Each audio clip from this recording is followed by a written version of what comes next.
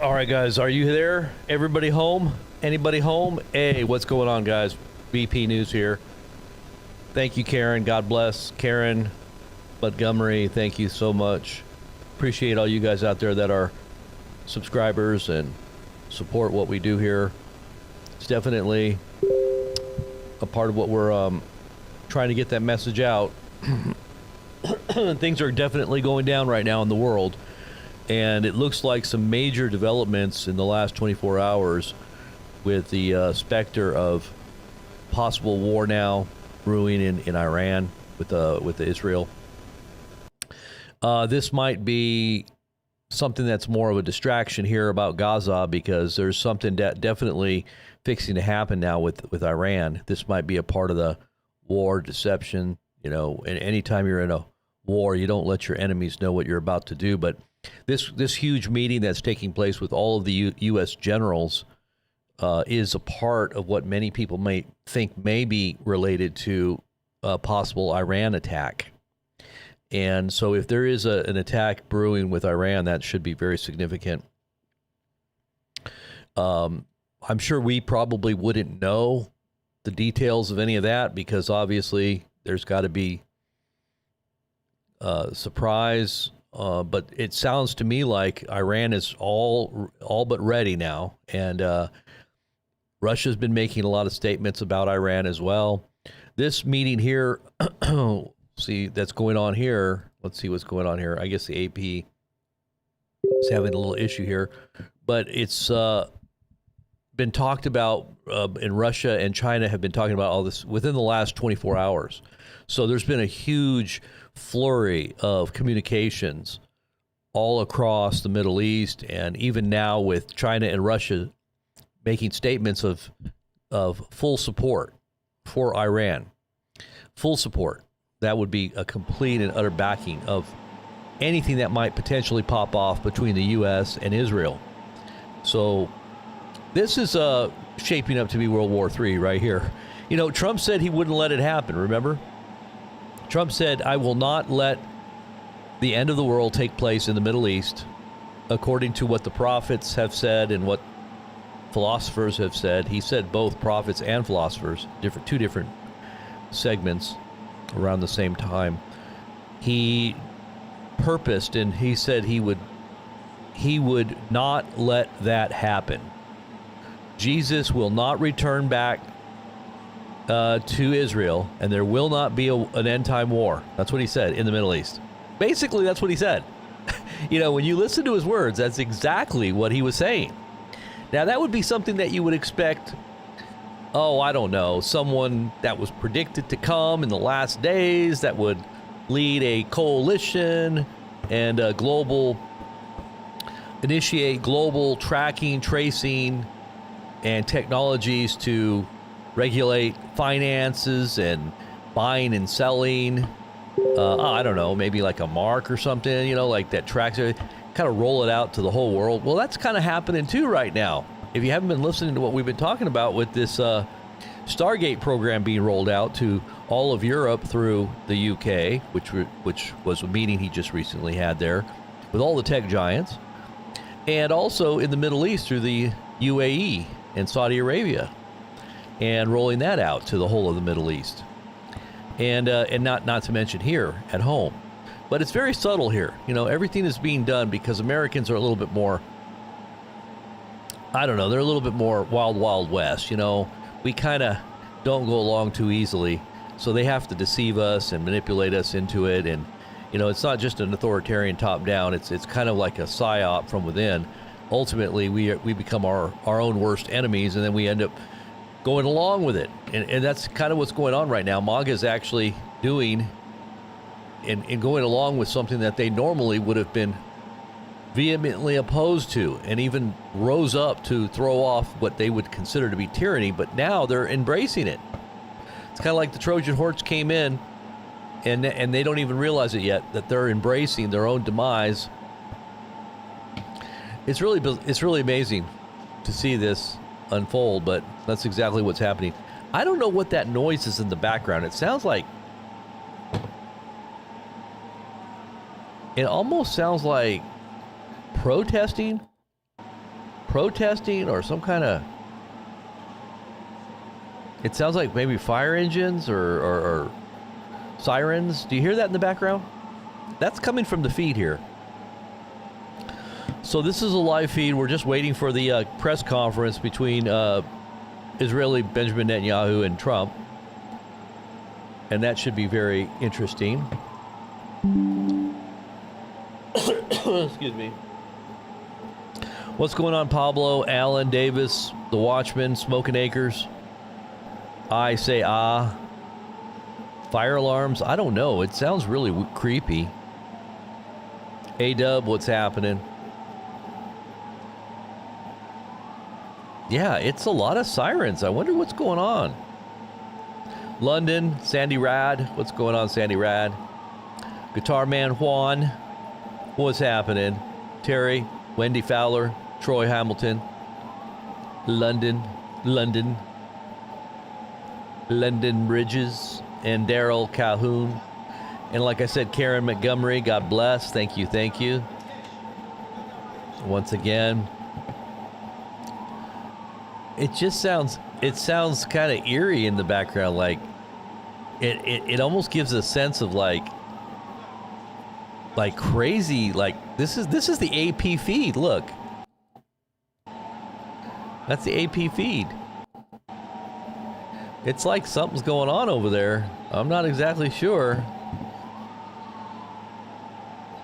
And they were supposed to have been coming out here in the last 10 minutes or 10 minutes late, or actually 15 minutes. It should have been at 1:15 is what I heard, and now it's already 10:30. So, or it's already 1:30, 10:30 here on the left coast. For those of you who are on the left coast, it's 10:30 in the morning, and I'm looking all. I won't come on camera because I'm looking all, I'm feeling a little verklempt. Actually, I'm looking a little bit like I'm going hunting.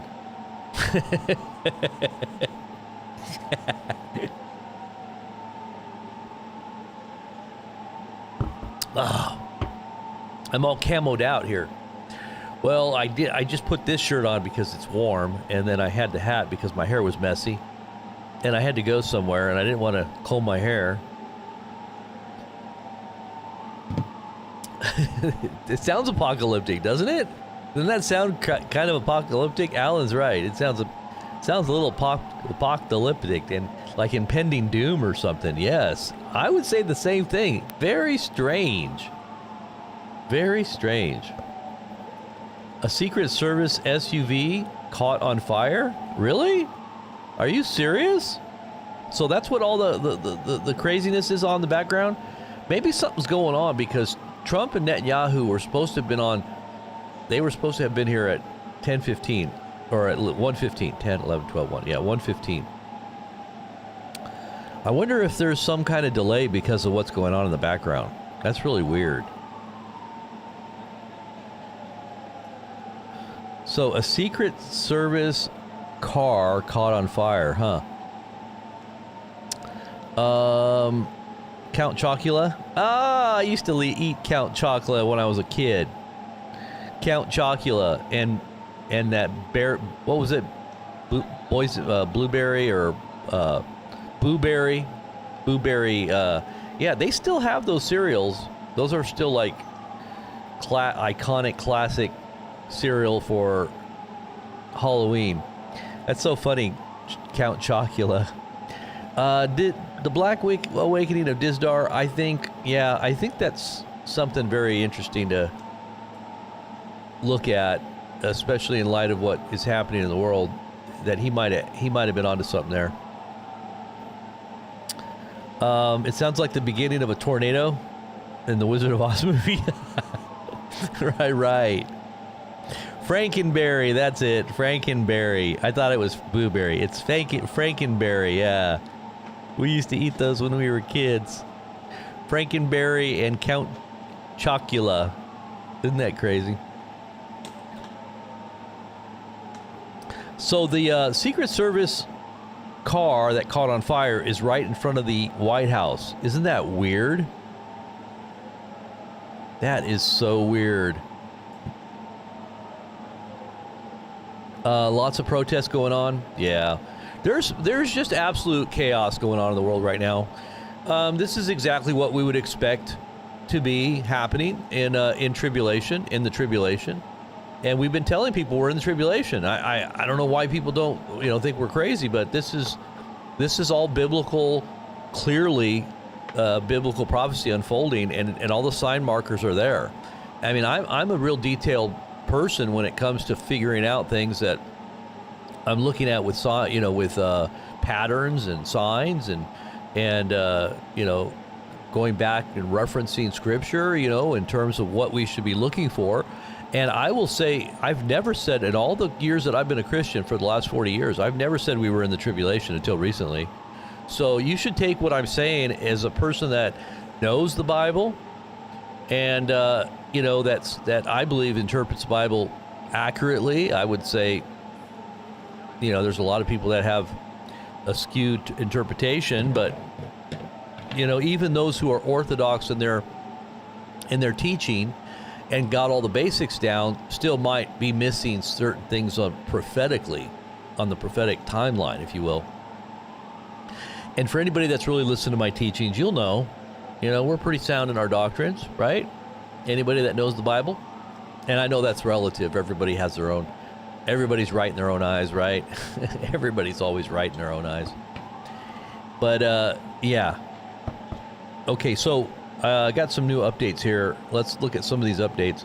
There's some really huge things going on right now. Qatar is pressuring Hamas to agree to Trump's proposal. Sources say that Qatar has conveyed to the U.S. that they can bring about agreements from Hamas, so they can somehow get in there and make them capitulate. Most of Hamas's higher command is already gone anyway. They're down to like second and third stringers, and a lot of them are younger people in their teens and 20s that are running things now. But they still do have the hostages down there, so at least I think, some of them. Not sure. I don't think they're all dead, but there's definitely some hostages still left. It says sources say that Qatar has convened or conveyed to the U.S. that they can bring about agreements. Hamas could also agree to disarm, but under certain conditions.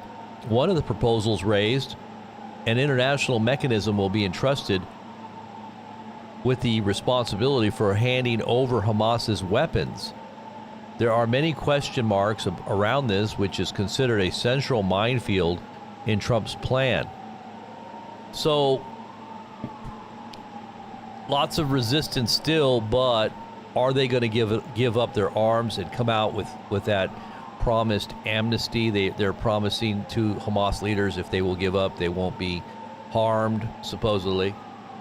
So they're supposedly going to have some kind of an agreement where they're going to be without any kind of consequence or jail or being killed if they'll just give up and agree to peacefully coming out, laying down their arms, and giving up the hostages. Okay, here we go.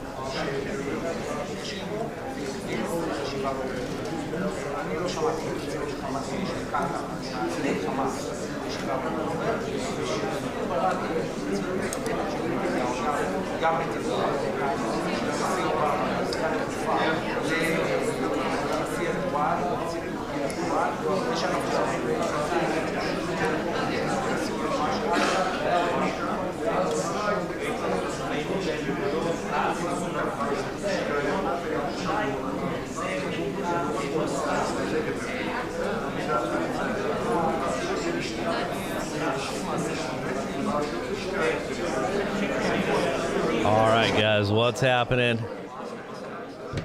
Craziness is happening. That's what's happening. A little bit of crazy. What's the name of that song? A little bit of crazy, or Erica Kirk was in that music video. I'm just a little bit crazy. Something like that. All right, so there's some major breaking news, guys. Trump makes Netanyahu call and apologize by phone to the Prime Minister of Qatar over the attack on Doha, Israel. So, yeah, that's all just for show. I'm sure that they did what they wanted to do, and all they had to do was apologize after the fact, even though they would have probably done it all over again if they had opportunity. Don't think that it was a mistake, but supposedly in order to get Qatar into this deal to try to get Hamas to capitulate, I guess Israel had to say they were sorry. Trump made them. By the way, I had a dream about Putin last night. Is that weird? I had a really, really vivid dream about Putin. Honey, I didn't tell you that dream. I'm going to tell you. I think it's really weird. It might mean something. I'm going to have to analyze it here a little bit. Denmark's Defense Department urgently calls up soldiers for the reserve. So big-time troop movements going on right now all around Ukraine. Huge developments there. It looks like we sent over, if you haven't been following our feed on our Telegram page, there's been some major U.S. military movements reported with tankers flying over into the Atlantic going toward Europe. Maybe they're going toward the Middle East. I don't know. Maybe this is a Middle East move. But you've got a huge amount of tankers and assets that are going over there right now. Let me see if I can find some of those reports here really quick.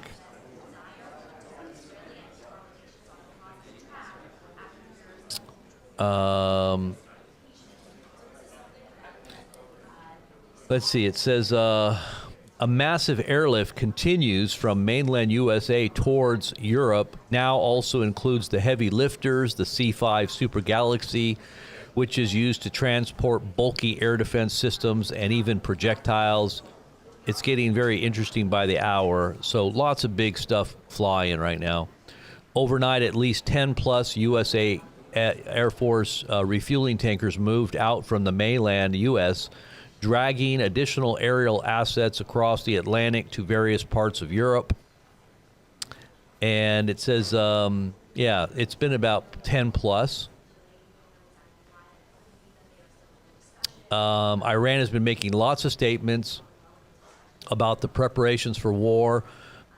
Iran Times, that's affiliated with the Islamic Revolutionary Guard Corps, says Iran is fully prepared for a major war. And they said this will be unlike anything that's happened previously. This is going to be the mother of all wars that they're preparing for now. Israeli media is saying the second war with Iran is coming, and it will be different from the previous one. The next war could be difficult and violent, and the likelihood of one is increasing due to the deadlock of the political path. The Islamic Republic must not be underestimated. If there is one thing that we have learned, it is that the regime is stronger than we think. This is according to Israeli media.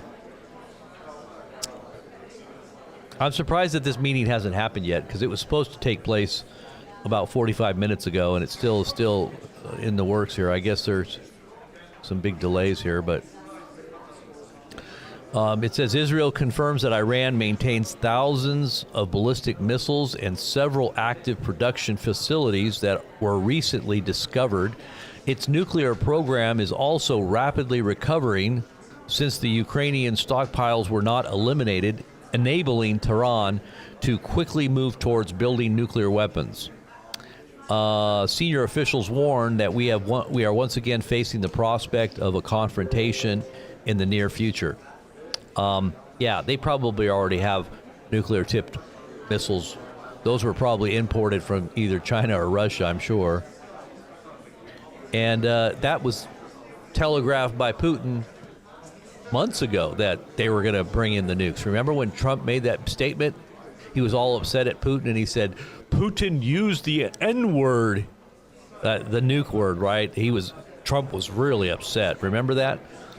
Because Putin had implied that nuclear warheads could be transferred to Iran very easily from other states, which probably implied that they were thinking of it themselves, doing it, or possibly even China, because it was at that very time, if you remember, right around that same time when all those Chinese transport planes were coming into Russia or into Iran. Remember that? Right after that. So I think it was at that time that there was some kind of transfer of nuclear, nuclear warheads. I believe that there was something going on there. But who knows? I guess we're going to find out once this war pops off. It says Iran is to engage in war with the U.S. if Israel launches new attack. The IRC, the Iranian Revolutionary Guard General, warns. So Iran is now threatening the U.S. to attack it if Israel attacks again. So what is it why is Iran threatening the U.S.? Well, because they know the U.S. is behind a lot of what Israel is doing to Iran. And I'm sure that Iran has assets within the U.S. since those porous borders were wide open for quite some time. They did some preparations, and I'm sure they are prepared to do something to us if something does happen. What do you think?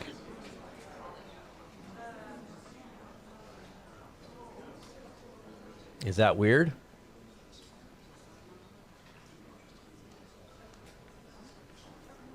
Are we like sitting on the edge of... What are we sitting on the edge of here? Pretty crazy stuff, huh?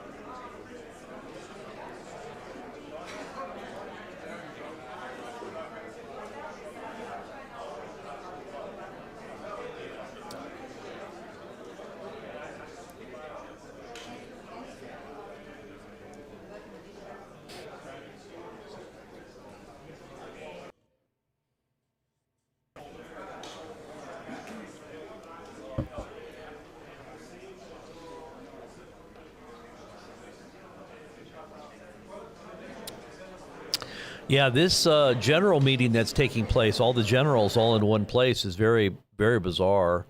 You got to kind of wonder what's going on there. Not sure what's going on with the AP feed here. It's halting back and forth here. We're having a little bit of a...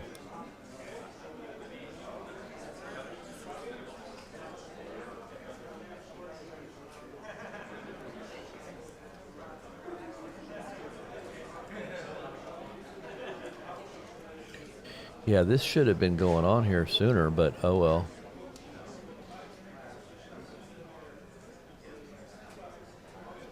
What else do we got? We'll go through some more news here. Iran warns that the next war with Israel will spread to new battlefronts. That implies the U.S. because it has stated that they will attack the U.S. if Israel attacks. Iranian military advisor says Iran is preparing for the final battle with Israel. The final battle. This is the end time battle that they believe is in their future, that they believe that this is the end time battle. You're talking about an apocalyptic, what's the word?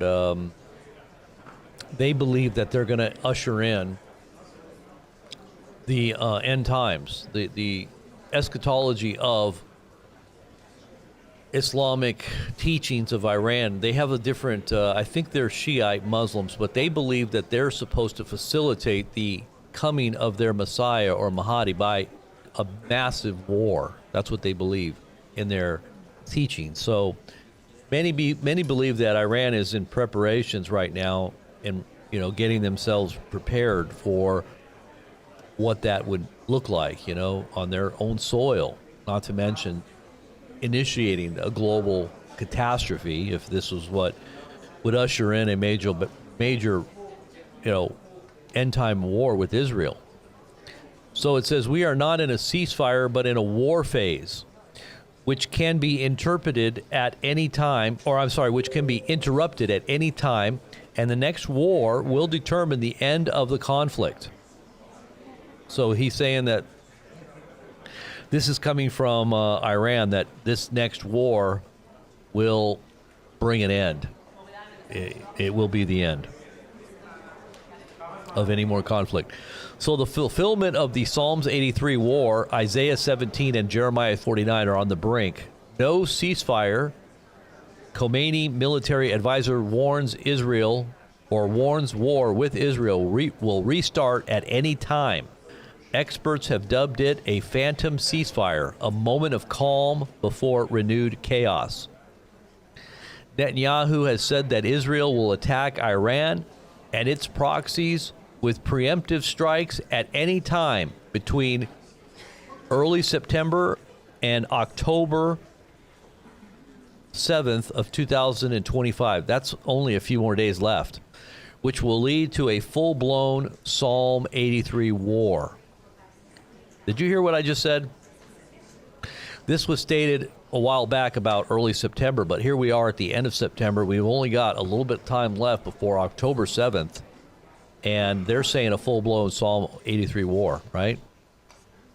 Isaiah 17, verse 1 states that overnight Damascus will be turned into a heap of rubble, uninhabited territory, it says. A heap of ruin. It says a heap of. I'm trying to remember exactly the way that the scripture says it. It says a ruinous heap, uninhabitable. Iran has stored up military ammunition in Damascus that gets transferred to Hezbollah, Hamas, and the Houthis. And this may be a reason why Damascus is targeted in that end-time war. And then he goes on to say Iran's bow is partially broken. That's talking about the bow of Elam in the scriptures. It says the bow of Elam is broken. Elam. And Elam is the same area as modern-day Iran. The bow obviously would be war and its missile program, probably. Israel is preparing to target Iran's nuclear facilities, which were damaged but not destroyed in the first campaign.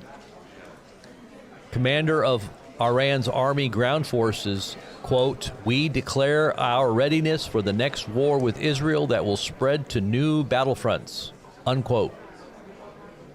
Is that new battlefront going to be the U.S. homeland?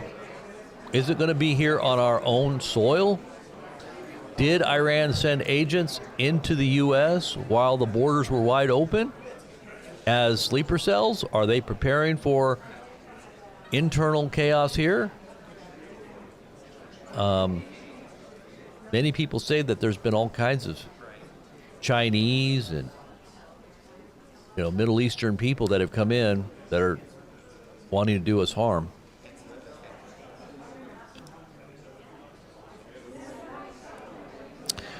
Trump has authorized Ukraine to carry out long-range drone and missile strikes against targets inside of Russia. White House Special Envoy Keith Kellogg has told Fox News. So they have authorized attacks on Moscow. Can you believe that? When have you ever heard something like this? Can you imagine if this would have happened under Biden, how the uproar would have been, what the uproar would have been? So we've got Trump now authorizing long-range strikes into Russia. We're talking about long-range missiles and drone strikes that are being guided by AI to target, who knows, maybe officials? I don't know, man. I'm telling you guys, this is absolutely insanity. Tell me that this doesn't look like the tribulation. When I tell people we're in the tribulation, people are like, no, we're not in the tribulation. There needs to be a temple reestablished, and there needs to be, a place for the Antichrist to sit. And I keep telling people that's a misinterpretation. The temple is the body, and everything that they're doing to the physical body with making it a nano, it's like they're doing everything to the physical body to bring in this technology, which is nano technology, to make you connected to the AI, really, and to the Internet of Things, the Internet of Bodies, they call it. And so if they're putting this technology inside of humans, that is the temple. That is your temple. And when the father of the vaccine sits inside of the temple and proclaims himself to be almighty, that's fulfilling right there. That's already been fulfilled. We're already telling you guys that's already been fulfilled. That's already happened. Now the great falling away is taking place. 2 Thessalonians chapter 2, and the revealing of that man that is the lawless one to be revealed before the time of the end. Now we're getting into that period. So, yeah, Jesus will return, but it ain't going to happen pre-trib. It ain't going to happen. Tribulation must begin. And the saints are going to enter into the tribulation. And you will see the rollout of the mark of the beast. We're actually watching it happen right now. The mark of the beast is being rolled out right now. Look at what's going on in UK. They're basically saying you can't buy or sell unless you have the digital ID. They're rolling out all these smart cities, and Trump is the one initiating it all over the world. He's doing it in Saudi Arabia, Dubai, and all the Arab Emirate states. They're going to roll it out to the whole of the Middle East, and they're doing it through Europe, into Europe through the UK. They just had that meeting too. And this is all the Stargate technologies that we're doing right here at home, right underneath the nose of all Americans that have no idea what's about to hit them. They have no idea about what's to be unleashed. They're doing it on other countries because all their guns are already taken away. They don't care about any kind of uprising. Their populations are completely under control. But here in America, we're still kind of, Lone Ranger, Wild Wild West. They still need to be careful because there could be some kind of chaos that breaks out here if they're not careful. I mean, look at what Senator Ted Cruz just said. He said that this is the mark. He basically said that what we're doing is like the mark of the beast of the Bible. This is what Ted Cruz said 2 days ago. So you tell me we're not in the tribulation, okay? You tell me that again. And I'll ask you in another couple weeks, and it'll be even more clear. Okay, I want to take a poll. Right now, in the chat room, how many of you believe that we're in the tribulation period the Bible speaks about right now? Type 1 in the chat. If you don't believe that we're in the tribulation, type 2. I'm kind of curious. I want to see what people think in here, and you be honest. Tell me the honest truth. I'm kind of curious. How many people believe that we really are in the tribulation? How many of you don't believe? Type 2. If you believe we are, type 1. Let's see.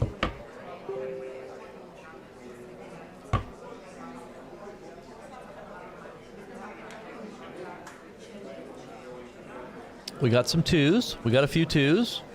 Got lots more 1s. Got a few 2s. Now, for all the 2s out there, there really wasn't that many 2s. We got a lot more 1s. But the 2s, I want you to think about this. Make sure that especially your eschatology, because that's really the study of your end time belief, of what you think the way things are going to unfold.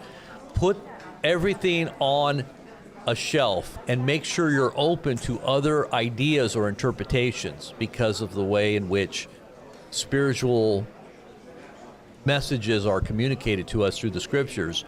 Sometimes they're on a deep, it's kind of like a multifaceted level, a multidimensional understanding, especially when you're talking about parables and symbology and the reality of what is being communicated is definitely there. I mean, but it's all, we have to be led by the Spirit to interpret things correctly. Jesus said very clearly, my words are spirit and they are life. He was talking about eating his flesh and drinking his blood. Remember, and the disciples, 70 of them walked away. And then he turns and he says to his 12, my words are spirit and life. He asked them, are you going to turn away too? And they said, no, who else are we going to go to? You have the words of eternal life. And then he said, my words are spirit and they are life. He was talking about the message embedded within the words that he spoke. It wasn't literal. He didn't tell them to become cannibals and eat him. He was talking about a spiritual reality. So when you're interpreting scripture, you can't always outwardly take something as a literal interpretation. You have to look deep into what he is saying.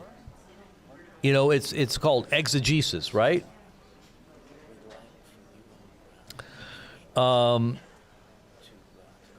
I think we got a lot more 1s than we did 2s, didn't we? Well, we got a lot more ones than we did twos, but we did get a lot of twos too. I think it was almost even now. Now that I'm looking back, I think we got about an even split of ones and twos. It was pretty even. Let's see, somebody can go back and count them, but I think that the ones might have edged out the twos. But there were a number of people that had twos. And you can't vote twice. It's against the rules to vote twice.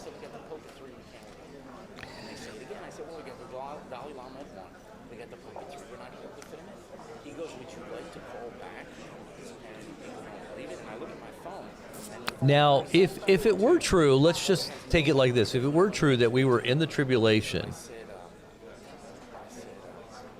let's just say that it's reality, and you're wrong. Let's just say, have you ever thought about the possibility that you could be wrong?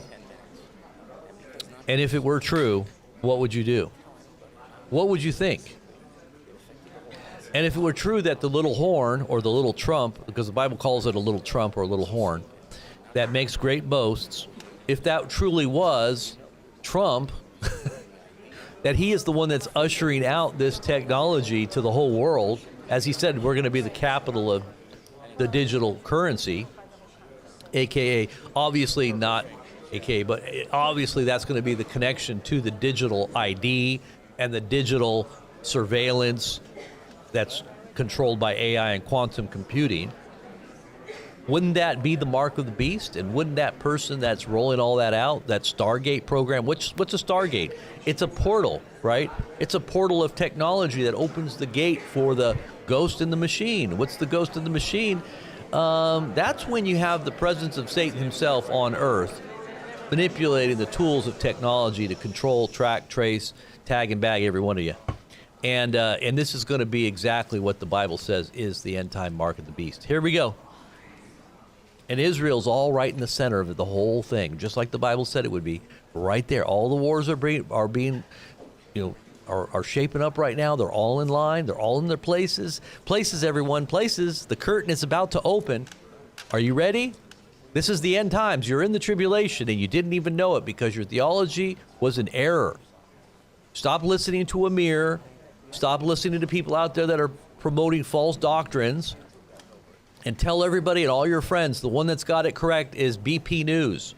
Robert, the guy that everybody was saying it was a little crazy a while back, but ended up turning out it's all true. Everything is all true. Everything we've been telling you, it's happening.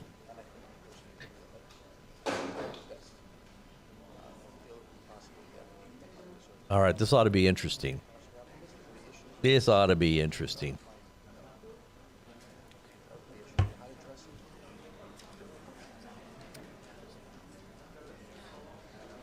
I think they're about to come out right now.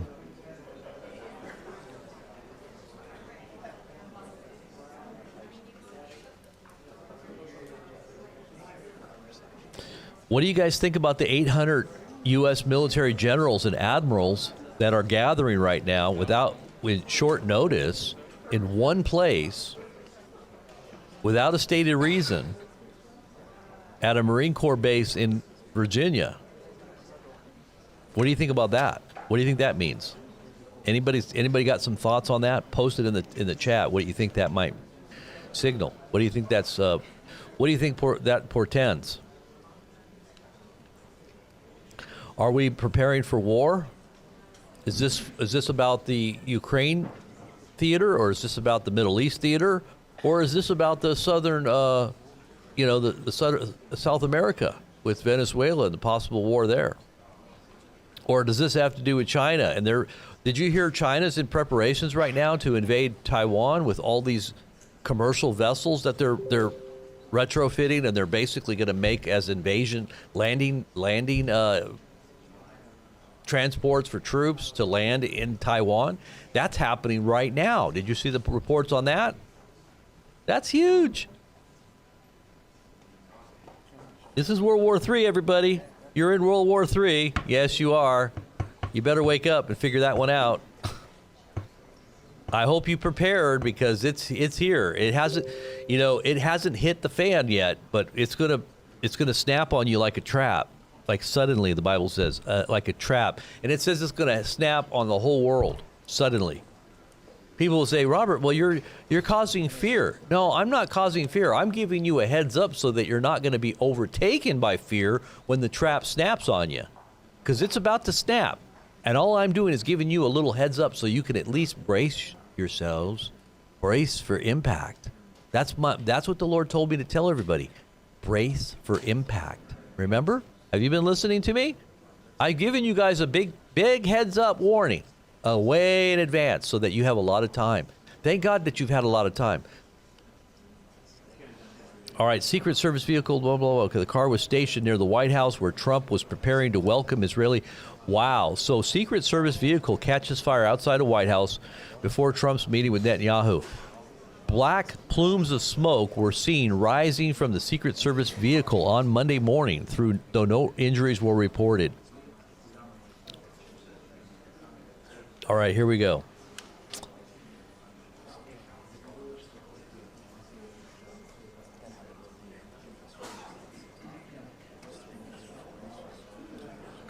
All right, so now the ADL is now stating that Christianity is a hateful terrorist extremist belief.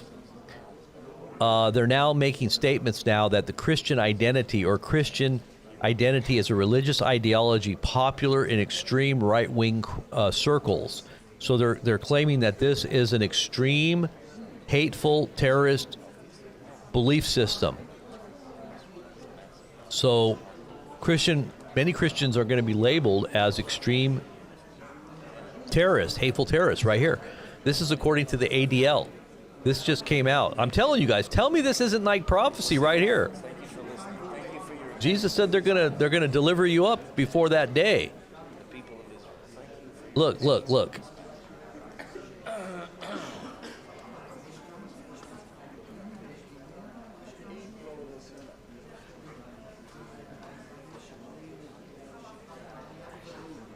That's coming from the Patriot Voice. That is a screenshot from Twitter of what ADL is now saying. And Jesus said before that day they're going to hand you over to the synagogues and to the magistrates. Why the synagogues? Because Israel is going to have a global influence and a legal system that's going to basically be technological. It's going to be ushered out to the whole world, especially for people that are speaking out. So this is what this is. Right here, exactly what Scripture said would happen in the last days. So there's another marker. Hello, everybody, wake up. Wake up.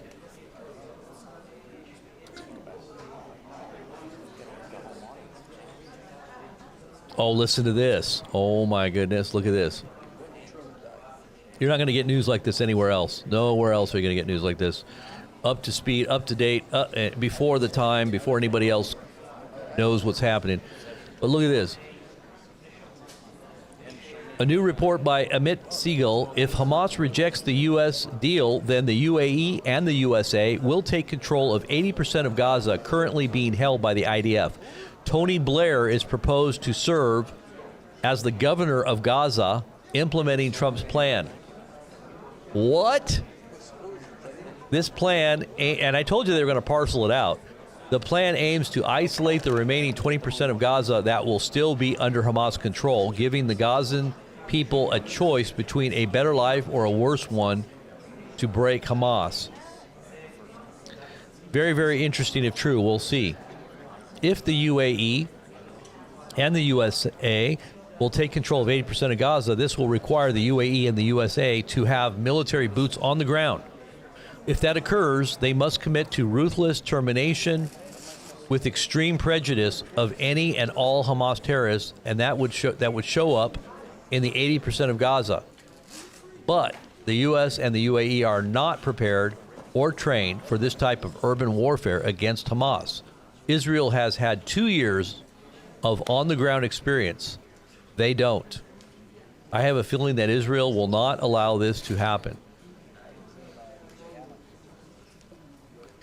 Tucker is saying that Bibi's Netanyahu is running around.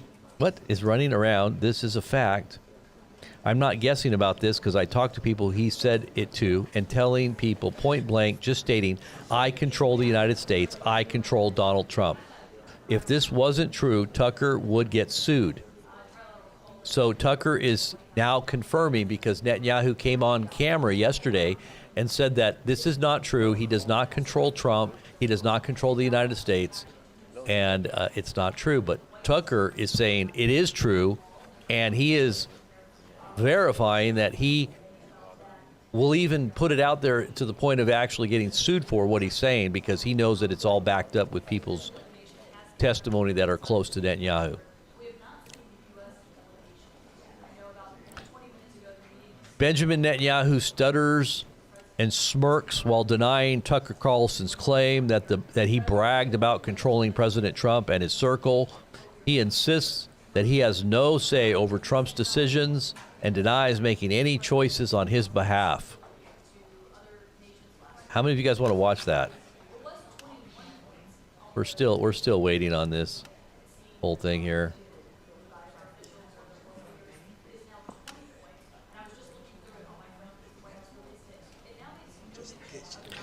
Why is it that so many rabbis are calling Trump the Messiah? Can you guys answer that question, all of you guys out there? Why is it that so many rabbis are calling Trump the Messiah? Huh? Why is it? Interesting. I was visiting Jonathan. Okay, so this feed right here has all the different rabbis that are now saying that Trump is the Messiah. Can you guys tell me why they're calling Trump the Messiah? Anybody? You have any ideas of why? Why are they calling Trump the Messiah? We're talking about rabbis, and they have scriptural oral traditions and going back to ancient sages and what they said would be the classic hallmarks of a Messiah for Israel. And why in the order of Cyrus? Huh? What? We're not in a tribulation. We're not in a tribulation. It can't be. He's not sitting in a rebuilt temple. That's that, and we keep telling people that is a misinterpretation. The whole idea that Jesus is going to come to rule from Jerusalem, right in the actual city of Jerusalem, that's misinterpretation as well. That is not what it means. It's not a physical Jerusalem. It's the city that comes down from the heavens. It says is the New Jerusalem, that is the mother of us all. And this is why when you have to interpret the scriptures in accordance with the way they were intended to be interpreted by the leading of the Holy Spirit, Jesus again said, "My words are spirit and they are life. The flesh profiteth nothing." Your carnal understanding of the scriptures is not going to in any way get you closer to what Jesus is actually speaking to the church or to the world, the judgments that are coming to this world. You're not going to figure it out if you're not being led by the Spirit. Bible says the true testimony of Jesus is the spirit of prophecy. So in order to be rightly related to Jesus and God, if you're not, then there's no way you're going to understand this. You're going to be lost in misinterpretation. You're going to be lost in translation. You're going to be lost out there thinking that the tribulation is way out in the front and that sometime in the future, and it's right now, and you're going to be completely taken unaware. And you'll be the people that fall away, as it says in Scripture. There would be many that will fall away. 2 Thessalonians chapter 2, read it. Chapter 2, verse 3. It's very clear. This is not going to happen until the great falling away and that man of lawlessness is revealed. That's the day of the Lord. The day of the Lord comes after. It says it very clearly right there. Why did the Spirit of God put that in the scriptures? Because he knew people would be misinterpreting the latter day. Why is this thing still not going on? Are we like really? They said 1:15, and I don't know why we're still sitting here. Something really big is going on here. It must be. The White House says all Palestinian factions all Palestinian factions have agreed to not have any role in governance of Gaza directly, indirectly, or in any form. White House, Trump-led economic development plan to rebuild and energize Gaza will be created. A Trump-led economic development plan to rebuild and energize Gaza will be created. And by the way, those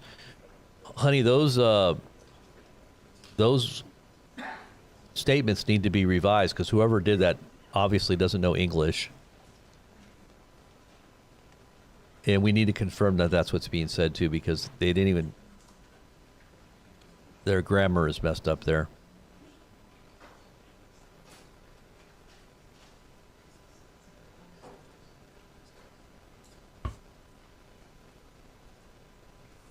All right, so it's getting quiet. This is the quiet before the storm. Here we go.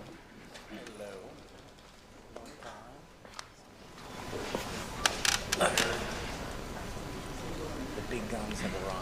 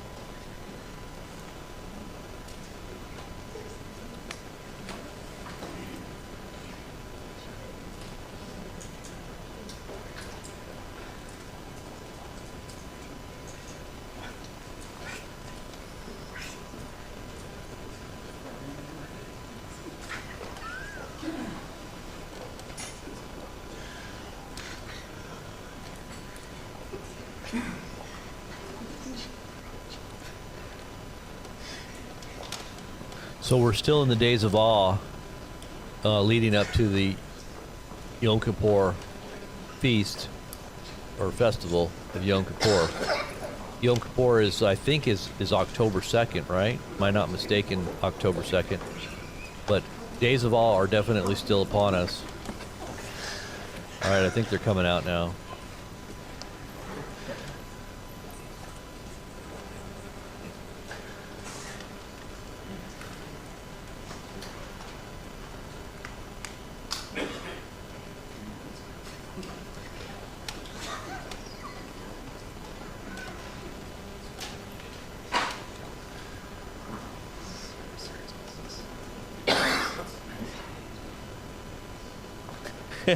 I like Frank.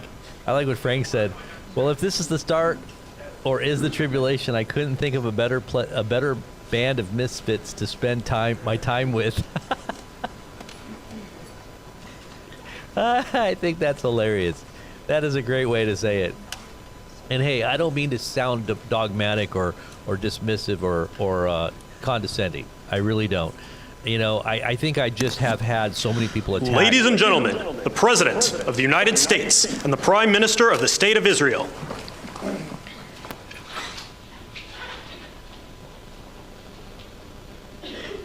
And I'm proud to be an American, and at least I know I'm free. And I won't. Thank you very much, everybody. So this is a big, big day, a beautiful day, potentially one of the great days ever in civilization. Things that have been going on for hundreds of years and thousands of years. We're going to, at least we're at a minimum very, very close, and I think we're beyond very close.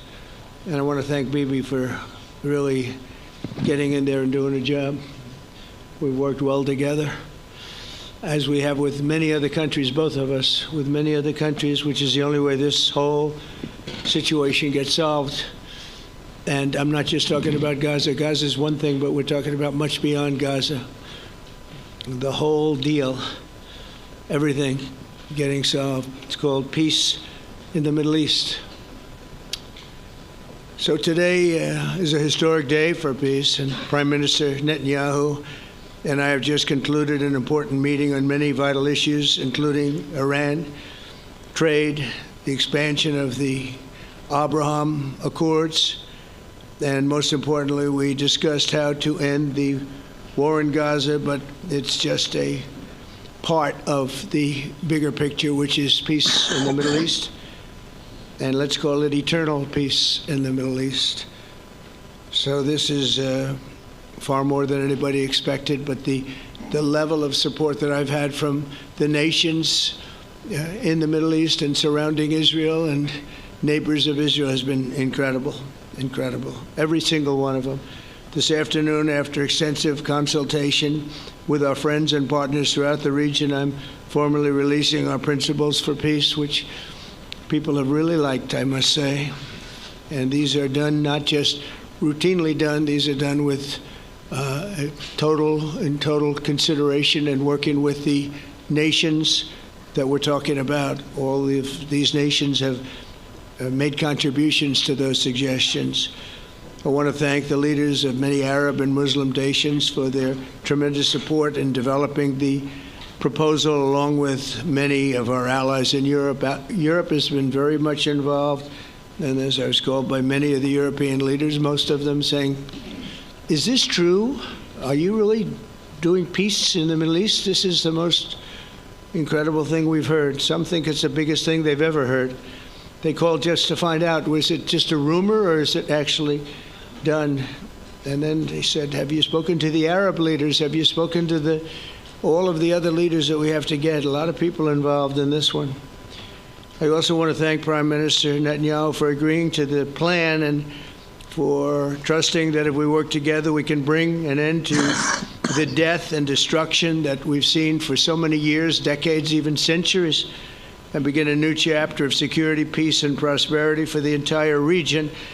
And I want to just say that my meetings and dialogue that we had with so many countries, Saudi Arabia as an example, the king is a phenomenal person. The Emir of Qatar, he's incredible people. UAE, and that's MBZ and ABZ.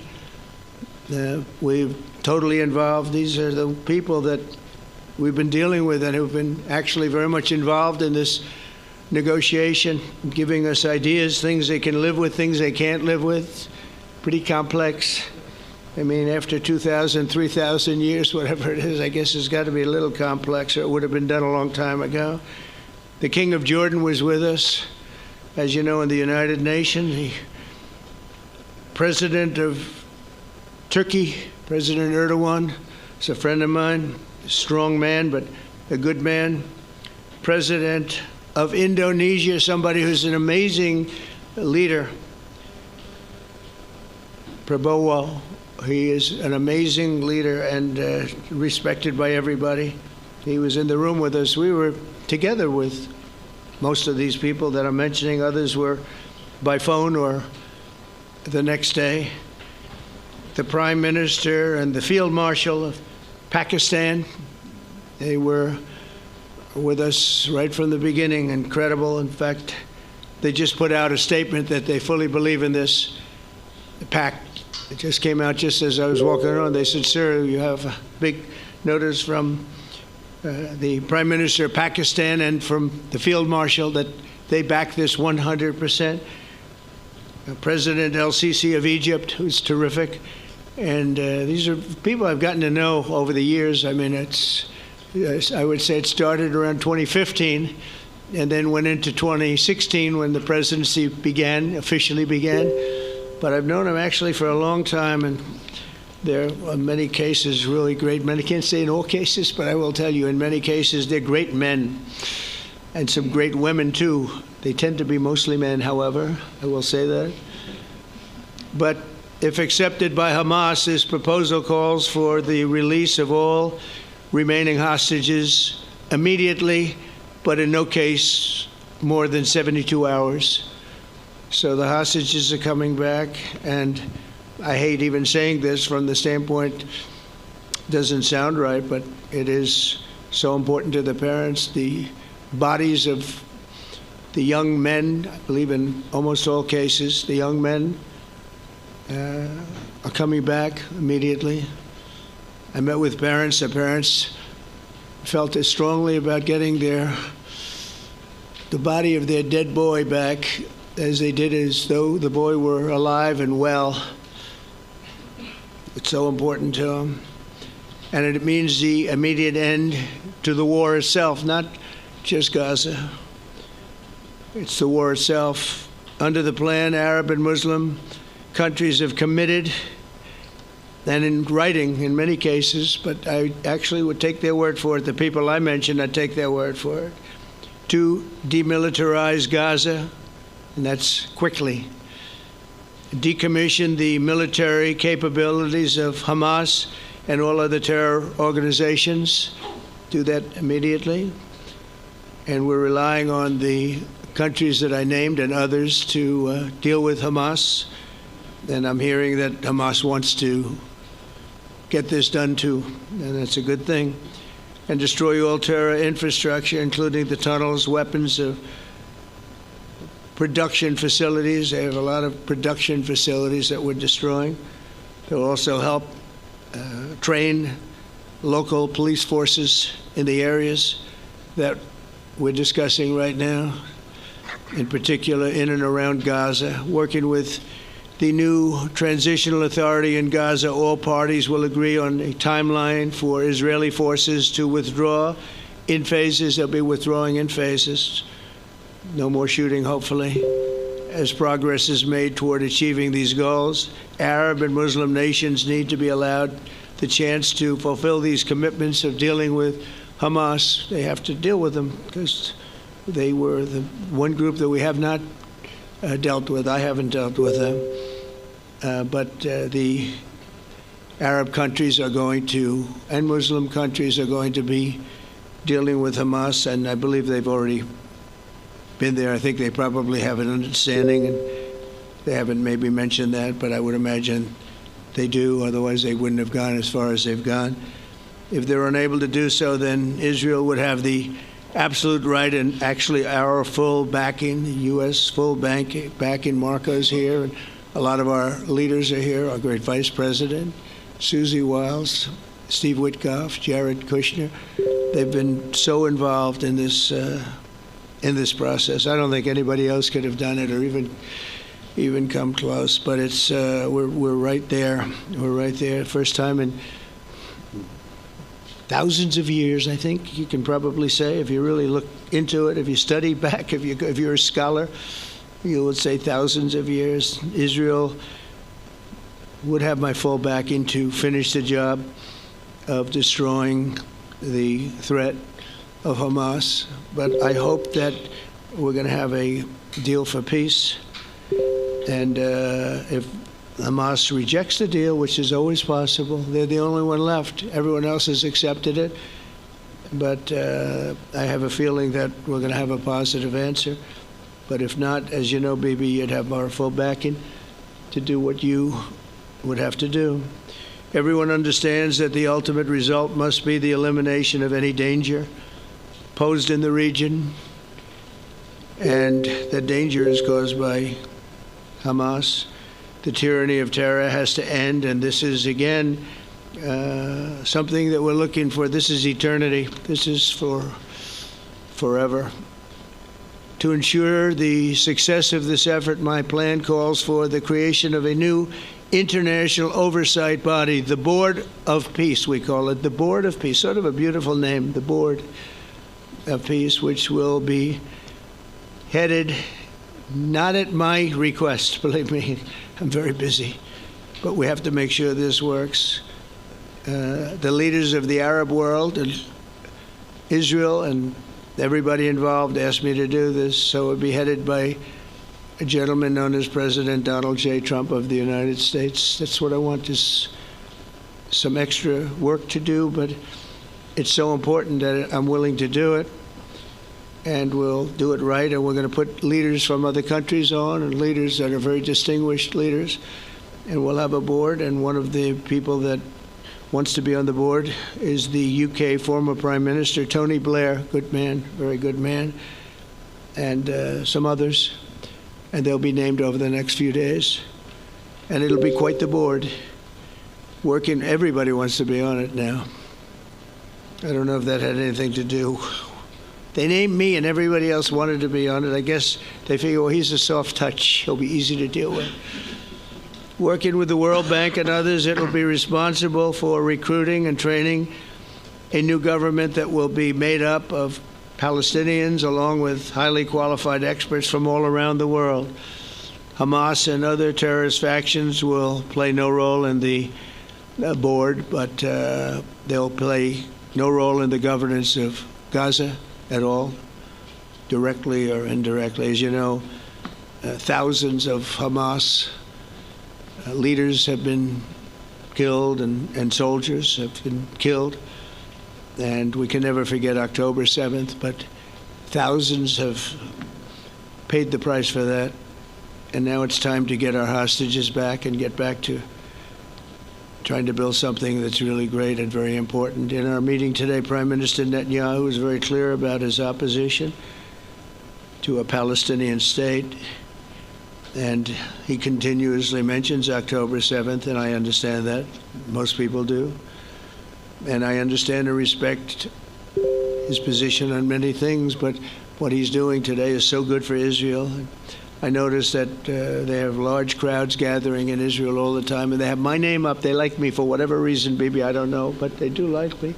But they say two things: please get the hostages back, and please end the war.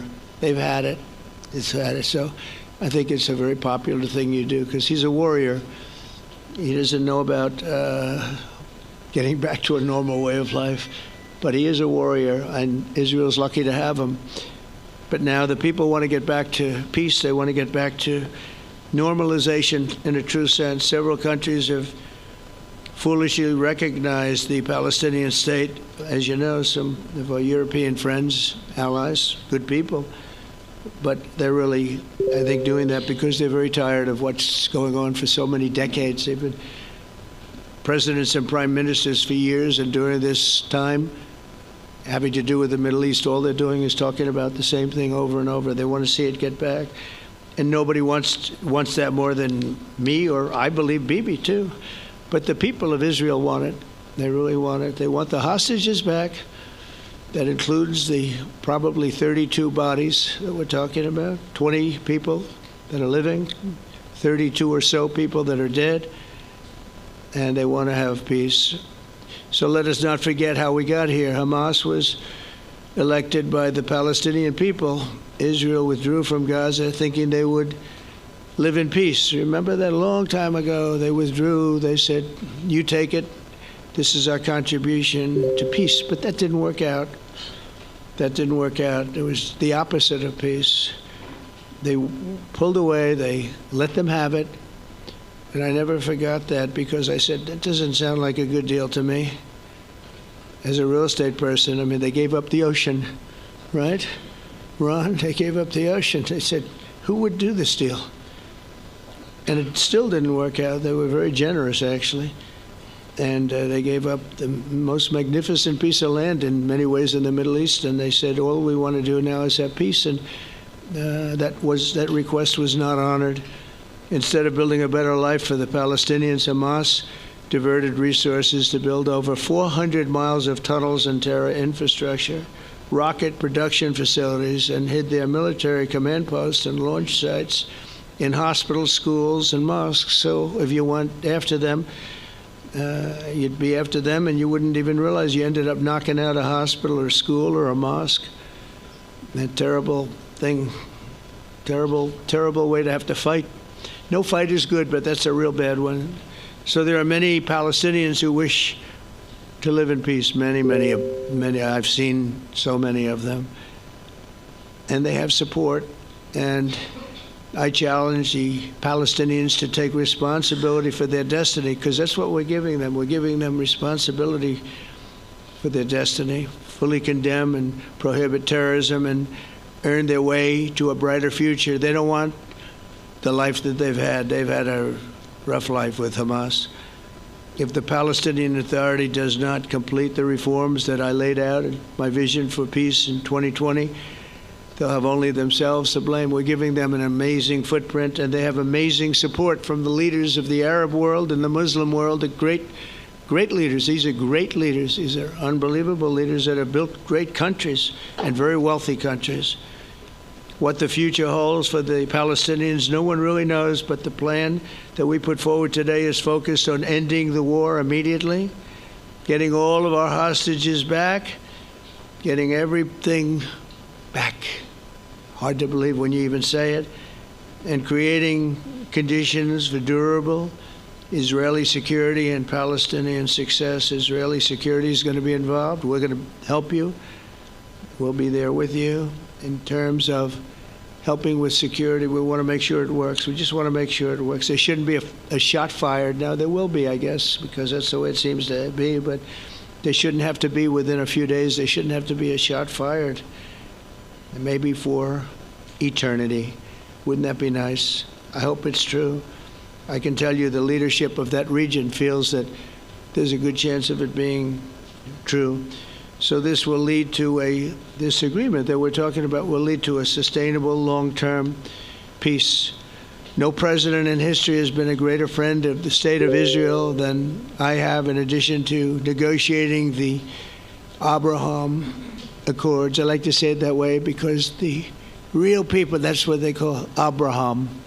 I would say Abraham, but it's so much nicer when you say Abraham. So much more elegant. But the Abraham Accords, they're amazing. Jared, you did that along with your group of geniuses, and nobody thought that could be done. We have 4 countries, and Sleepy Joe Biden didn't do a thing. He didn't even know what the hell they were. He should have had them fold up. But I think this will also lead to packing them. And who knows, maybe even Iran can get in there. I hope. We hope we're going to be able to get along with Iran. I think they're going to be open to it. I really believe that. But they could be a member. I long ago said, I'll bet you at some point Iran will be a member of the Accords. And little did I realize it was going to take this turn. That was some turn we did with the B-2s. But I think they might very well be there. It's a great thing for them economically. I recognize the eternal capital of Israel. I opened the American embassy in Jerusalem. That was something that everyone said would never be done, could never be done. Virtually every president for many, many years, for decades, would campaign on making Jerusalem the capital of Israel. They campaigned on it over and over. Is that right, Steve? Is that right? Everyone, and when they got to it, and I understand why now, because it was so. When I got to office, I campaigned on it too. I said, we're going to make it. And then I'd get calls from the leaders of various countries saying, please don't do it, please don't do it. It'll end the whole world, please don't do it. And finally, I just didn't say anything, and I did it. People were calling me before I did it because they heard I was going to do it, and leaders of countries were calling me, and I think it was on a Thursday that I did it, and they'd call me Monday, Tuesday, Wednesday, 3-4 times a day, and I said, tell them I'll call them back on Friday. And I announced it on Thursday, and I called them back, the biggest people in the world, and they said, you've done it. I said, done what? You've made the capital of Israel, Jerusalem, and we wanted to talk yet. I wish you called me a little sooner. Maybe I could have done something about. So that was a lot easier than getting into an argument, because I knew what they were calling about. And you know what? It turned out to be amazing. Everybody thought it was going to lead to the end of the world, right? The end of the world, Ron. That's what they said. It didn't lead to anything. It just led. Very popular for Jewish people and a lot of other people too. I recognize Israeli sovereignty over the Golan Heights, and I cut taxpayer funding to the corrupt United Nations Relief and Works Agency. And United Nations was interesting because, as you know, a few days ago they introduced me. Ladies and gentlemen, the President of the United States. I'm looking at my teleprompter, and the thing was dead, stone cold, dead. The thing's up here. I have a long, beautiful speech to make. I'm back 30 feet back, and I'm saying, they're introducing me. There's nothing on my teleprompter. So, but I made a speech. I actually got good marks. You think Biden could have done that? I don't think so. I don't think he could have done that. I don't think too many people could have done it. But actually, it was actually more of a speech from my heart, if you want to know the truth. I think it was maybe better in certain ways because it was from the heart. It has to be from the heart, otherwise you're in big trouble.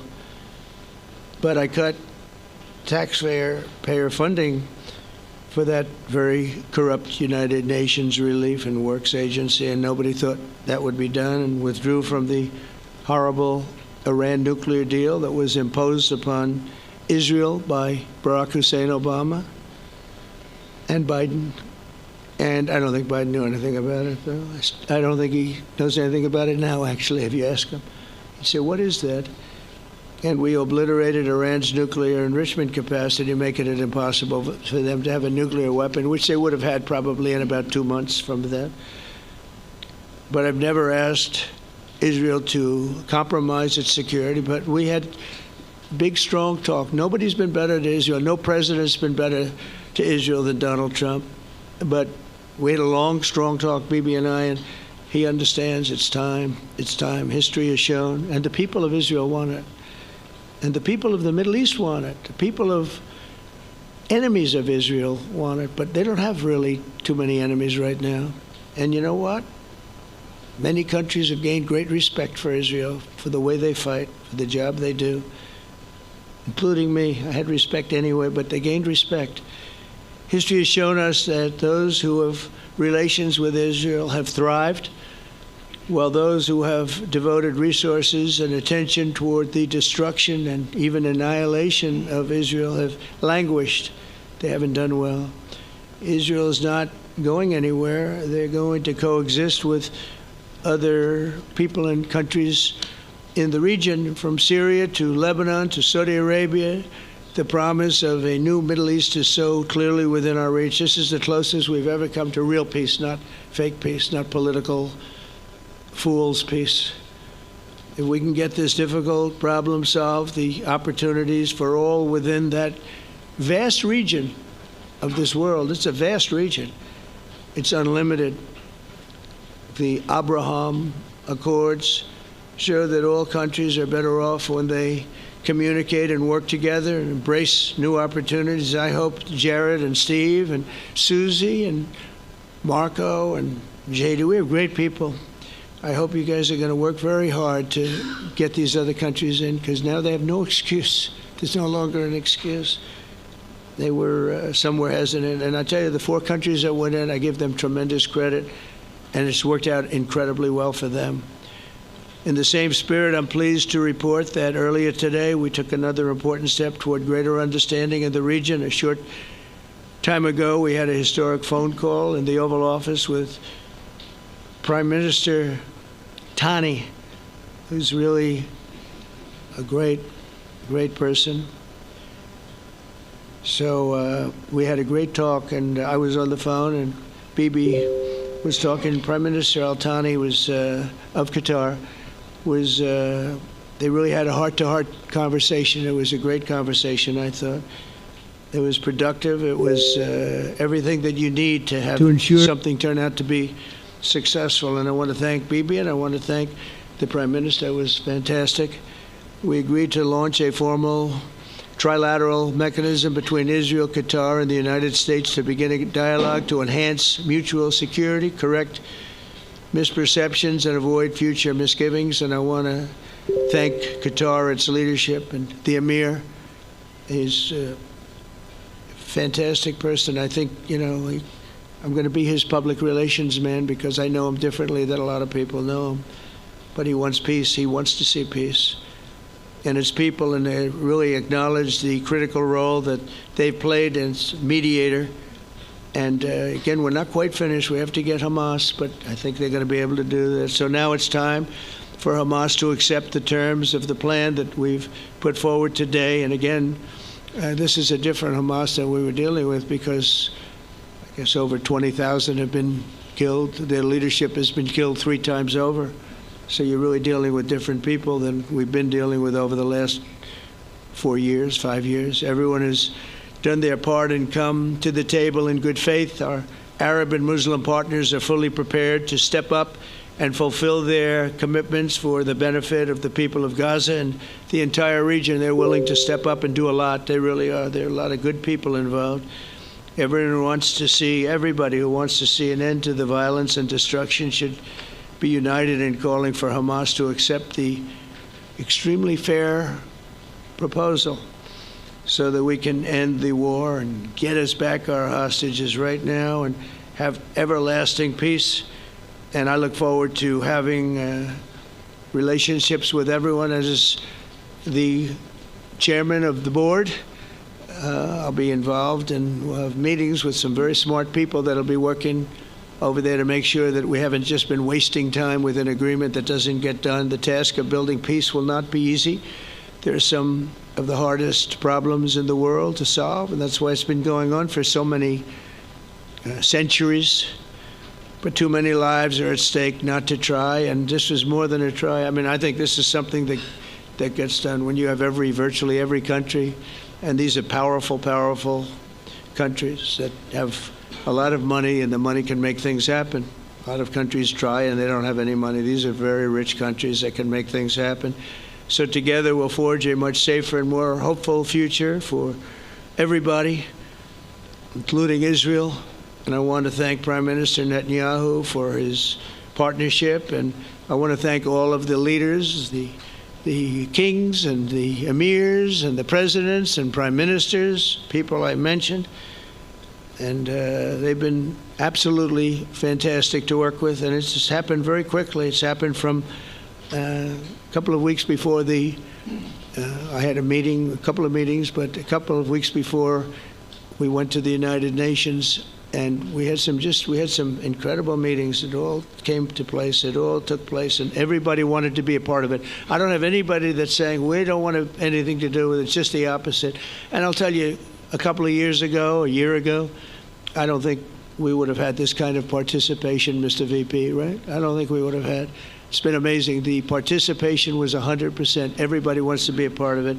And everybody, those very strong countries, everybody wants it to work. So, Bibi, congratulations on this. I think this will be your crowning achievement, frankly. If this all works out, we think it will. It's going to be your crowning achievement, and I want to thank you very much for being here. Thank you. Please. Thank you. Thank you. Mr. President, first I want to thank you for graciously hosting me once again in the White House. And second, I want to thank you for your friendship and for your leadership. From Jerusalem to Tehran, from the Golan Heights to Gaza, you've proven time and again what I've said many times. You are the greatest friend that Israel has ever had in the White House. And Mr. President, you and I both know it's not even close. While you focus at home on making America great again, your leadership abroad is changing the world for the better, ending wars and advancing peace. I believe that today we're taking a critical step towards both ending the war in Gaza and setting the stage for dramatically advancing peace in the Middle East, and I think beyond the Middle East, in very important Muslim countries. I support your plan to end the war in Gaza, which achieves our war aims. It will bring back to Israel all our hostages, dismantle Hamas's military capabilities, end its political rule, and ensure that Gaza never again poses a threat to Israel. We would not have achieved this turning point without the courage and sacrifice of our incredibly brave soldiers.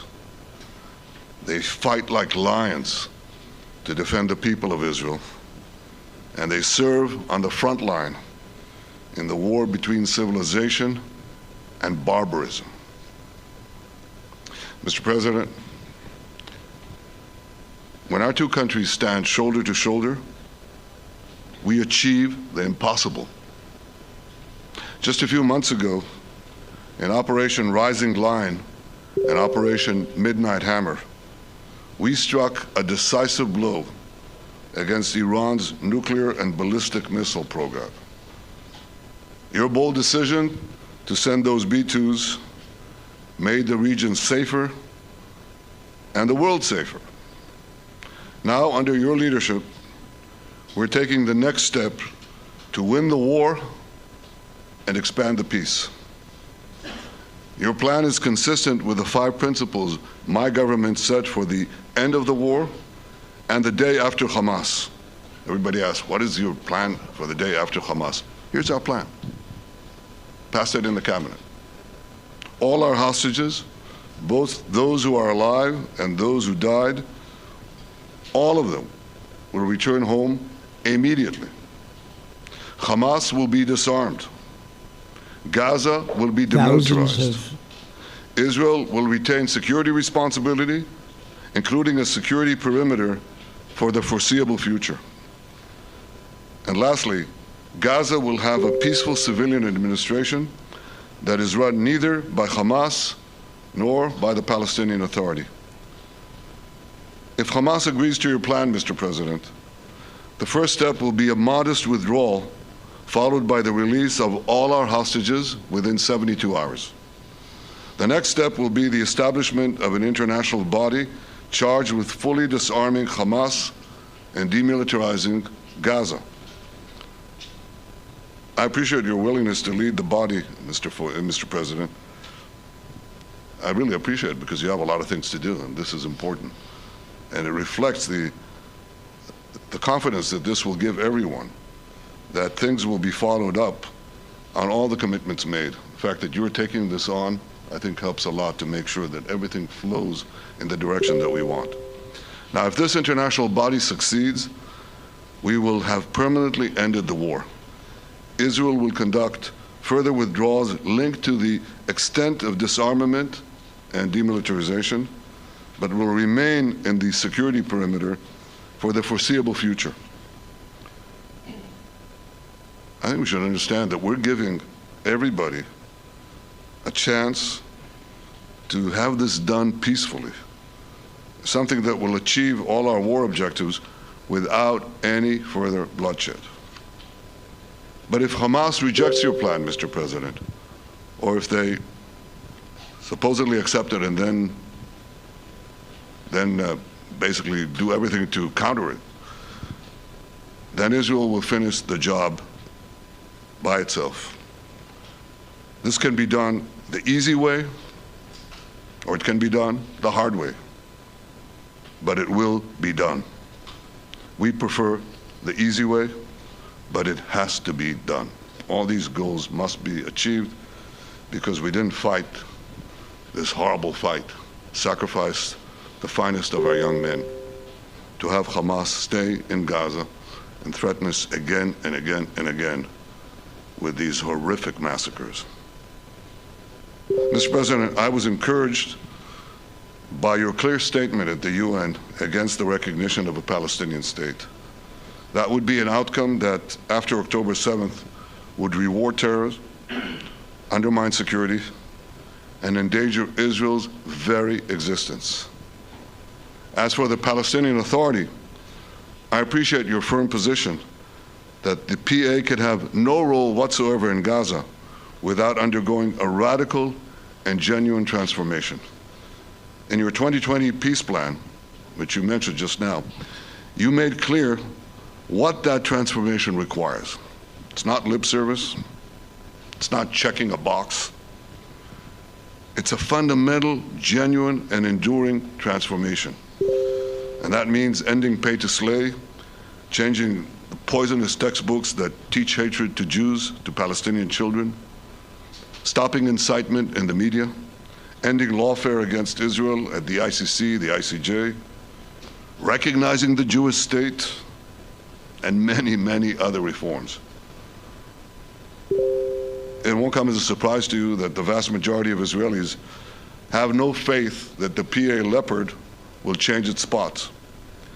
But rather than wait for this miraculous transformation, your plan provides a practical and realistic path forward for Gaza in the coming years, in which Gaza will be administered neither by Hamas nor the Palestinian Authority, but by those committed to a genuine peace with Israel.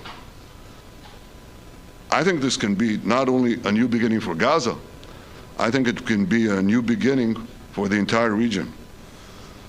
Under your leadership, we can re-energize, I've got to contribute my own, we can re-energize the Abraham Accords. That's what it's called in the original Hebrew, Abraham. Abraham is fine, Abraham, however you want to call it. Under your leadership, Mr. President, we can re-energize the Abraham Accords that we forged 5 years ago.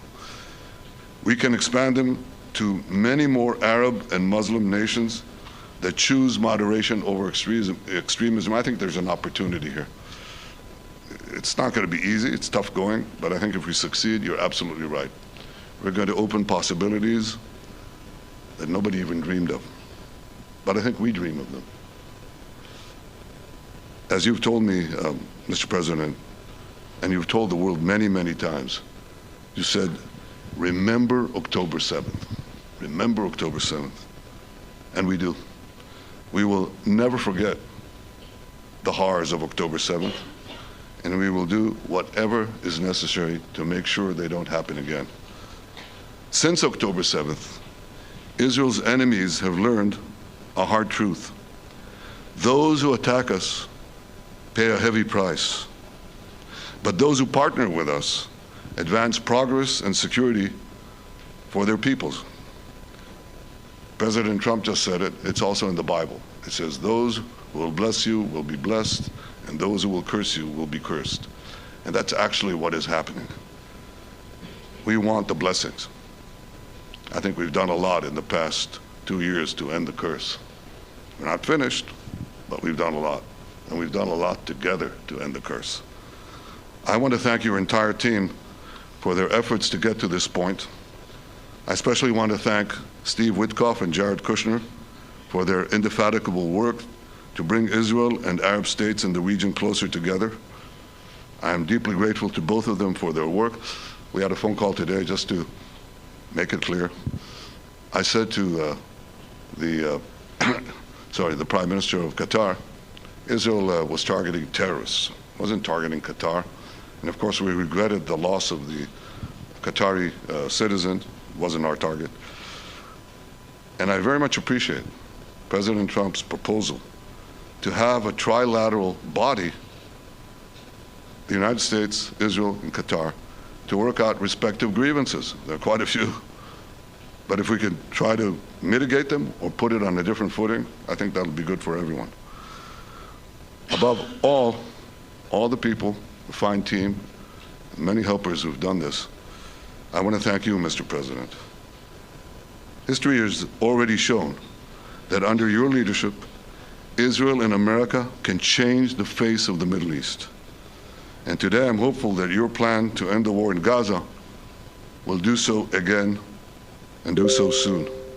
It will free our hostages, end Hamas's tyranny in Gaza, and enable a more secure and prosperous future for the peoples of our region.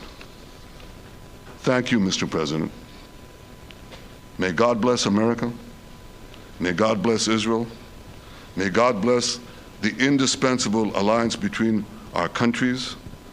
And may I add in Hebrew, G'mal Chatima Tova, may we all be inscribed in the book of life. Thank you. Thank you very much, Bibi. So I think while we wait for these documents to be signed and get everybody in line, I think it maybe is not really appropriate to take questions. I'm meeting with, as you know, a couple of Democrats in a little while about the country, about keeping our country open. They're going to have to do some things because their ideas are not very good ones. They're very bad for our country. So we'll see how that works out. But this is something that was really historic today. This was something that was amazing. I think, Bibi, I mean, depending on you, I think while we're waiting for signatures and waiting for approvals from a lot of different countries that are involved in this, we probably shouldn't take questions? Or would you like to take a question or two from perhaps a friendly Israeli reporter, if there's such a thing? That's a very, very tough proposition. But I would think, Mr. President, that I would go by your instinct that this is, we'll have enough time for questions. Let's settle the issue first, I think. Thank you very much. Thank you.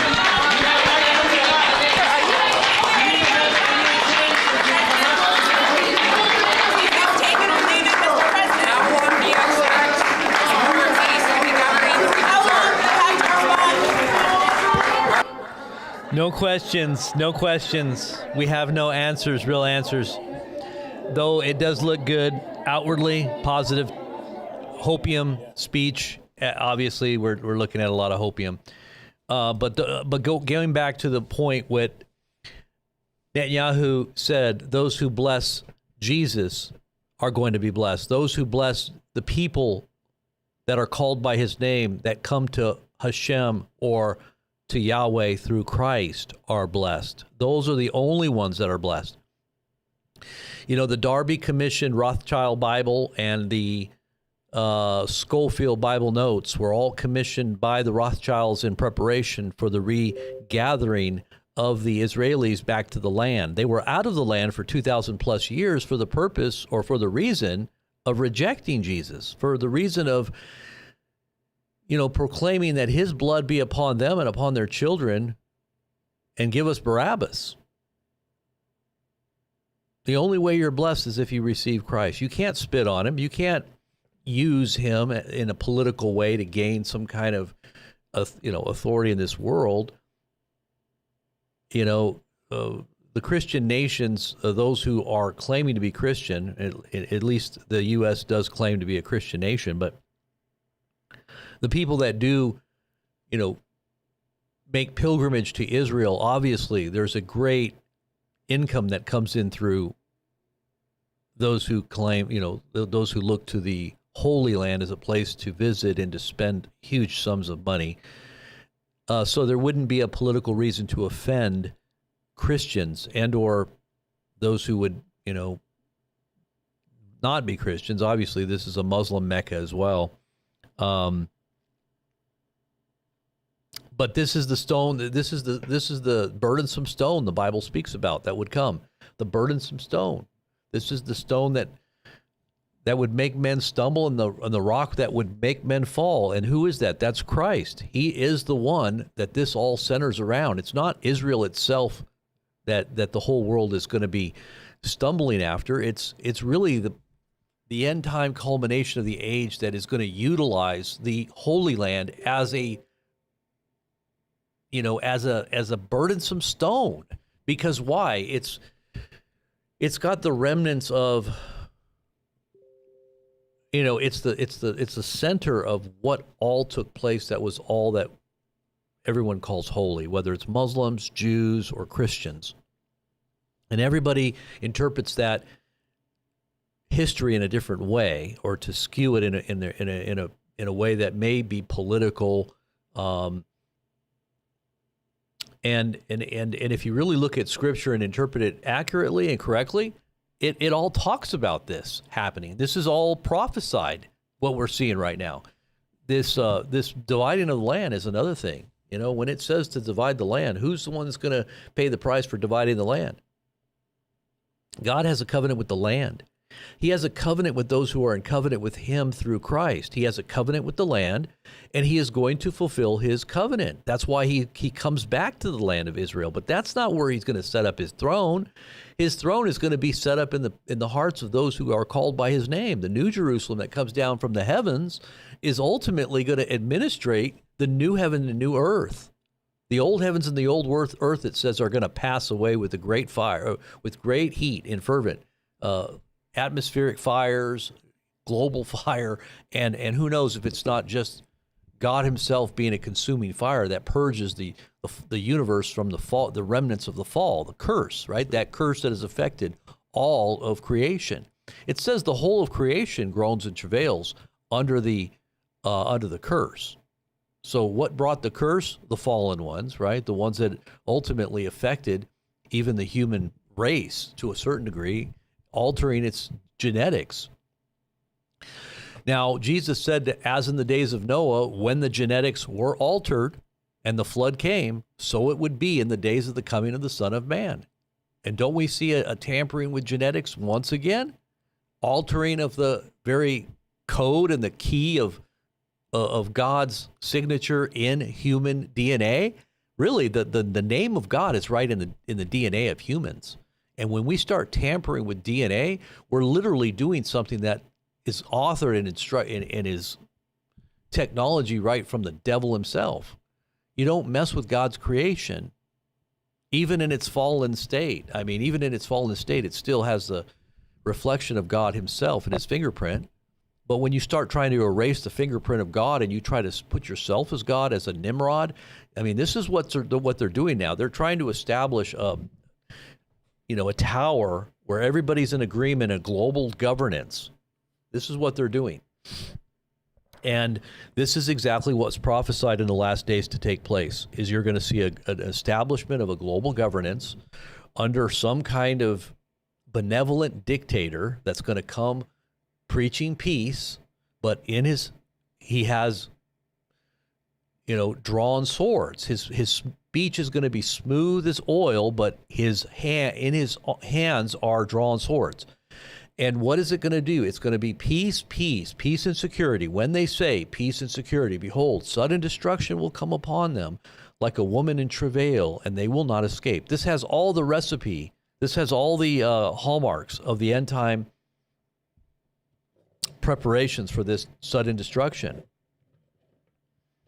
And if you're looking at all the signs really carefully, and you're looking at all the little things that are happening as a big picture, not just taking it at face value and the way you feel when someone tells you something, because obviously when you're speaking positive and you're giving hope, the world doesn't want to see war. They don't want to see everybody, go into another, expansion of what happened in Gaza all over the whole world. You don't want to see war break out where you're seeing decimated nations. Obviously, people are very fearful that this could spread and turn into something much worse. So everybody's going to be hoping for peace. Even Muslim countries are hoping for peace. And they're willing to work with Trump and even Israel at this point because they know what's coming. They know how destructive the weaponry is and that what potentially could come. And this is exactly what I think is coming, according to biblical narrative. It's not going to be peace, peace. But the thing about Trump is he fulfills so many different things that are leading up to this end time event that I think it just blows my mind away when I look at this, because so many people aren't really putting all the pieces together. But if you really take a step back and look, and your Bible prophecy, and the history of the old covenant, how it kind of predicts things that were to come in the future, not just in the last 2,000 years, but also what is to happen in the latter day, because Daniel talks about it, Ezekiel talks about it. We're talking some of the prophecies of Jesus and obviously the apostles.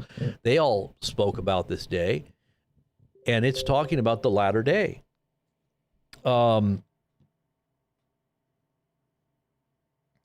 Let's look at some of the recent things that he said. Trump said literally that he he was going to administrate the whole thing that's going on right there in Gaza. Don't you think that's kind of prophetic in a certain way? I mean, if you really look at like Daniel chapter 11, I think it's 11 verse 47, or is it 10 verse 40? Where it talks about how this royal tents are going to be posted right there in Gaza. This is the area that it says would have the royal tents preceding these end time events, between the sea and the Holy Mount. And why is it that it's prime real estate? You know, Trump looks at this as a very important piece of real estate. Did you hear him how he was talking about how it was prime real estate? And how Israel was willing to just give this real estate up for peace, and yet they didn't take it, and now they got to go in and administrate it, right? And they keep giving the offer. Well, you know, it's for they want to make sure that the whole world knows, hey, we're making sure that this is going back to the Palestinians. You know, they don't have to leave involuntarily. They can leave if they don't want to leave. They can stay, right? What is there to stay? They're going to be herded into small little enclaves, but the majority of people had to leave because there's nothing left. There's nowhere to go. Do they want to stay? Do they want to be given like a certain amount of money? Like, because I know they want to give each Palestinian a huge sum of money to go live somewhere else comfortably instead of living in tents. You know, yeah, you don't have to leave if you don't want, but you got to live in a tent. But here, we'll give you $5,000 or $10,000, and you can go live in another country, and we'll give you housing. You know, what do they call them? Their little housing vouchers and food vouchers, and we'll give you $20,000 or $10,000, whatever it is for each family. Yeah, they're going to all take it. They're going to all leave. They're going to leave voluntarily. Sure, they are. There's nothing left for them. What else do they have? So they're going to administrate this Riviera on the Mediterranean, and Trump is going to oversee the rebuilding of this. He's the master builder, and he's going to portion it out to all the different countries, and he's going to be right there, just exactly like, you know, and when all this plan was laid out and rolled out a while back, because this isn't something new. We already knew about this. And I told you guys that I was telling my wife 2 days, not even 2 days, it was right probably within a 24-hour period. I started telling her about what I believed, if Trump was really that man we're talking about, that he would have to be in the region and the location that is very close in proximity to Israel, if he truly is the one that's going to confront Jesus when he returns, right? I mean, this sounds so far out and outrageous, but really think about this. He'd have to be that man that would be in the region. And so then right after that is when that Trump Gaza video came out, and all of this disclosure about how he was going to administrate and set up this whole area, and he had his name all over it. Trump Gaza Hotel, Trump Gaza Mediterranean, Riviera on the Mediterranean, and he's going to be parceling it out. He's going to be basically giving out little timeshares to all the different nations, all the Muslim nations. Anybody that wants a piece of the pie can come in. So because this is part of the Abraham Accord peace agreement, right? But I'm going to just tell you this. That agreement's already been broken. It may look like there's something still there, but it's already broke. There is nothing that's coming back together out of this. And we're on the precipice now of sudden destruction. I think that we're watching from a precipice now and waiting for the next shoe to drop. There is not, in my mind, I don't see peace coming from this. All I see is imminent war on a wide scale. Okay, so you can brace yourselves. If you see what I'm seeing, you better be bracing yourself. And now I'm starting to see things like this with Hillary Clinton saying that Christians are the enemy of the United States. That she says, why? I think she said she didn't. You know, I'm looking at this because I saw this little clip, or I saw this little blurb, and I went and looked, and now they're basically. Oh, and it's so subtle, too, when you really look at what they're trying to do, and they're trying to peg Christians as the reason for what's happening that's violent in the country. You know, like this is a Christian identity kind of thing. And yeah, there's a lot of weird, you know, beliefs out there that are tied to Christianity. And so they could very easily use Christians as a scapegoat for all the cuckoo-ness that's going on. and whatever, these killings and whatever, these shootings, they're going to somehow try to tie this to Christians, I bet. Why would she make that statement 2 days ago? I don't know. I'm very suspicious, especially with the way I see things going here. So let's see. What else was said here? Let me just kind of go over this and debrief here. Let's see. So Trump announces he is not just close to ending the war in Gaza, but also to establishing peace in the Middle East. And then he goes on to say, nothing like this has ever happened in 2,000 or 3,000 years. You can go ahead and ask your scholars this. And don't forget, Trump said he was going to stop the end time wars. He says that what the prophets and what the philosophers of ancient philosophers, he meant prophets. In the one interview, he said philosophers. In another interview, he said prophets. He said what they have predicted, that the end of the world will take place in the Middle East, I will not let it happen. That was Trump's own words. I will not let what the prophets said would happen, where the end times takes place in the Middle East, I will not let it happen. That's Trump's own words. And then Trump says, big, beautiful day, potentially one of the great days ever in civilization. Everything is getting solved. It's called peace in the Middle East. That's his quote. That's Trump's quote. Big, beautiful day, potentially one of the great days ever in civilization. Everything is getting solved. It's called peace in the Middle East. And remember, Trump also said that his rollout of warp speed and the vaccine was the greatest miracle to have ever happened on planet Earth. He actually said that too. And there's a reason why he said that, because the vaccine and the rollout of that whole technology that was embedded was the initiation of this whole tech explosion of technology that is the beast system. And many people were like, well, you're saying that the vaccine was the mark of the beast. Well, it's initiating what's inherent within that technology. And yes, the beast technology has been rolled out. It's already rolled out. Now they're implementing it. They're putting it all together. They're connecting all the different dots, and we're all going to be trapped into this here. You're going to realize it really soon. Many people just see all the technology and they're like, wow, this is great. It's a great tool. I've got Christians that are like, wow, I love AI. It's not the mark of the beast, Robert. I can use it. It's just a tool. Well, whatever. Go ahead. Have at it.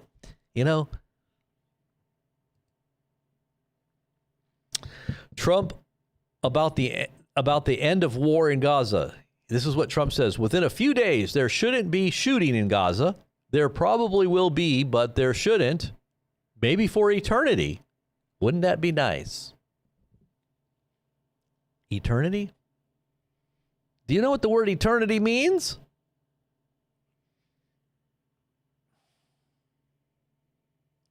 So is Trump bringing eternal peace? Is that what he's saying?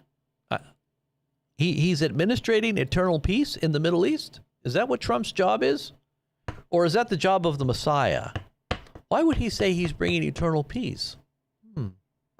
Very interesting.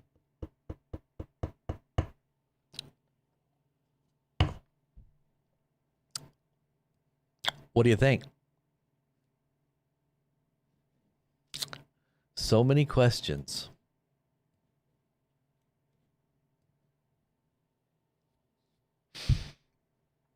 What do you think? Is Trump bringing in eternal peace? This is out of Trump's own mouth today. He's bringing in eternal peace into the Middle East. No more shooting.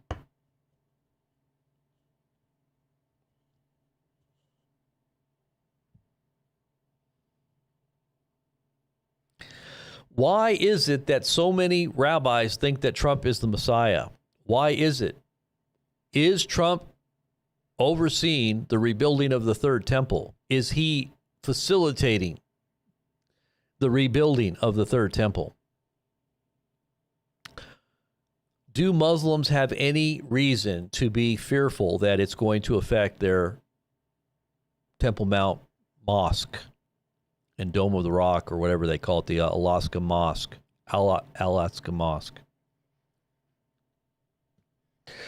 So many end time symbolisms here that are popping out.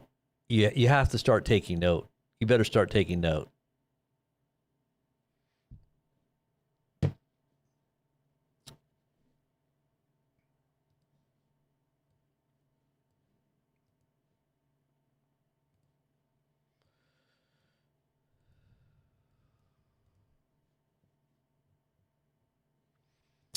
Here's some interesting information here.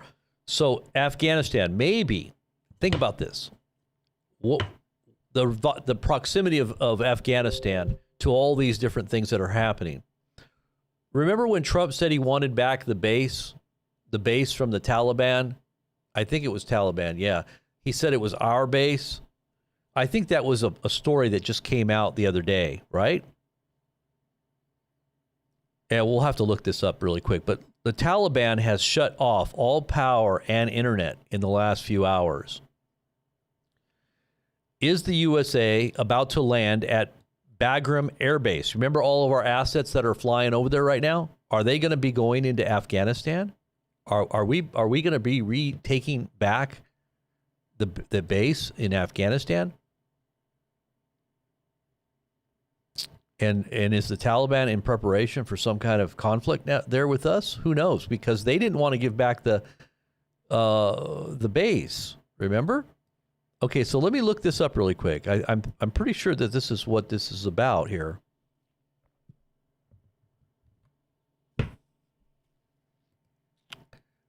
$927. Okay, that was when was that? That was in 2021. Remember, we left there, remember?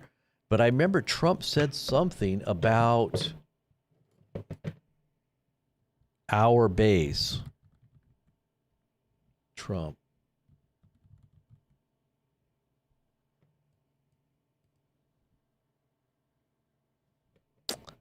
Let's see if I can find it here.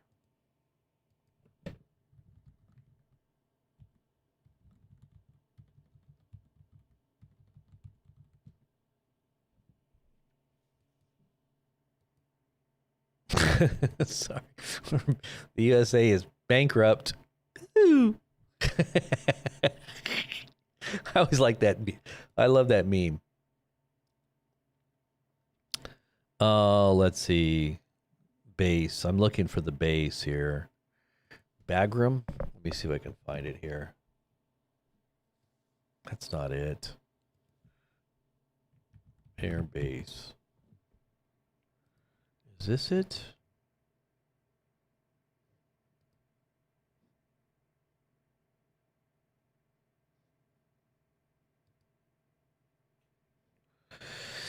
Oh, man, I need to figure out where that was. Let me see if Trump's, if I can find that quote here.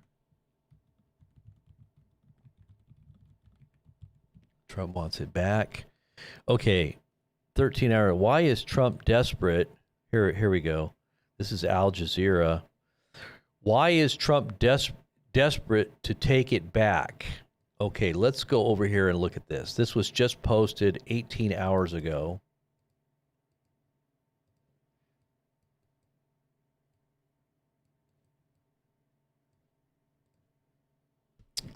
And this is Al Jazeera. Al Jazeera. Why is Trump desperate to take it back? It would allow the U.S. to again project power in the region with China close by taking it back, but taking it back won't be easy. The United States, Donald Trump, has demanded that Afghanistan's ruling Taliban hand the country's Bagram Bay Air Base over to Washington 5 years after he signed a deal with the group that paved the way for U.S. withdrawal from Kabul. Now, he won't talk about this right now because this makes him look like he doesn't know what he's doing. Why would he hand it over, and why would he sign a deal to hand it back, and now he wants it back, right? At a news conference with the United Kingdom Prime Minister Starmer on September 18th, Trump told reporters that the U.S. was trying to get back Bagram back. We gave it to the Taliban for nothing. We want that base back. 2 days later, on September 20th, he followed up that demand with a pointed threat on his True Social platform. If Afghanistan doesn't give Bagram Air Base back to those who built it, the United States of America, it doesn't give it back to the United States of America, bad things are going to happen. What does that mean? Is that why we're flying over there right now? Do you think that we're about to go back to take it by force? Because this has to be a platform from which we are going to launch probably some operations in the Middle East. We probably need that base back really bad. And this is what Trump is now saying. I think that he realizes that we need to get that back because there's about to be a huge amount of conflict. We need a base like that to do operations from.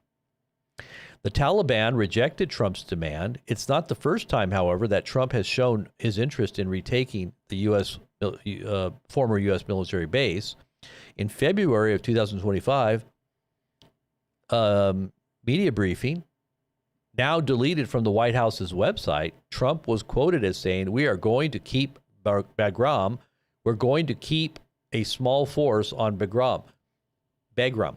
So why did they delete that? Because they don't want anybody to see that. They don't want people to really know this is going on in the background here. And I think this is a very important thing to be focused on or keeping your attention on, because I think this might be a part of what might be unfolding in preparation for an Iranian attack. Something big is going to go down with Iran real soon. And I think all this is kind of a show to kind of keep everybody occupied over here while we're doing something over here. And I think that we're about to see something be unleashed here in the real near future here.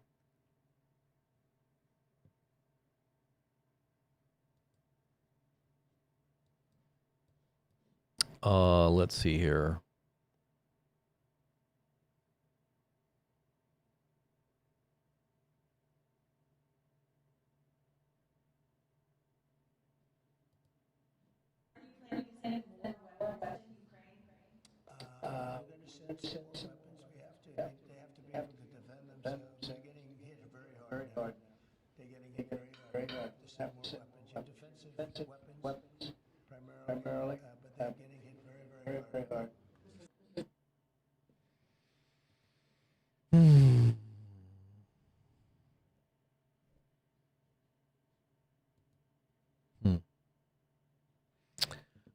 Let's just go back to this really quick. So, what is the Bagram base? Why does Trump want it so badly? What is its strategic significance, and can the U.S. get it back?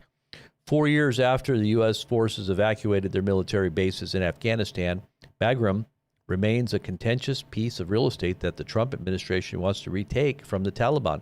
The base, which has 2 concrete runways, 2.2 miles, the other is 1.9 miles, lies about 31 miles outside of Afghanistan's capital, Kabul.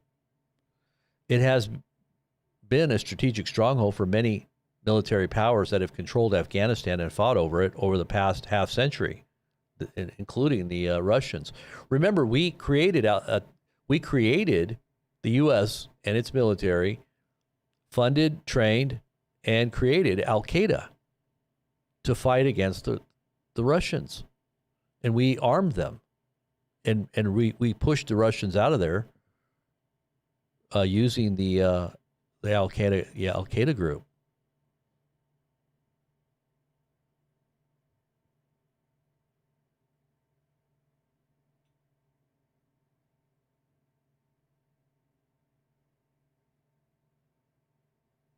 So anyways, that's there's a lot more history there.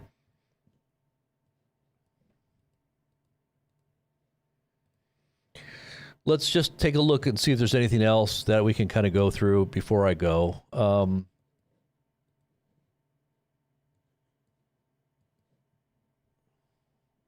What is this?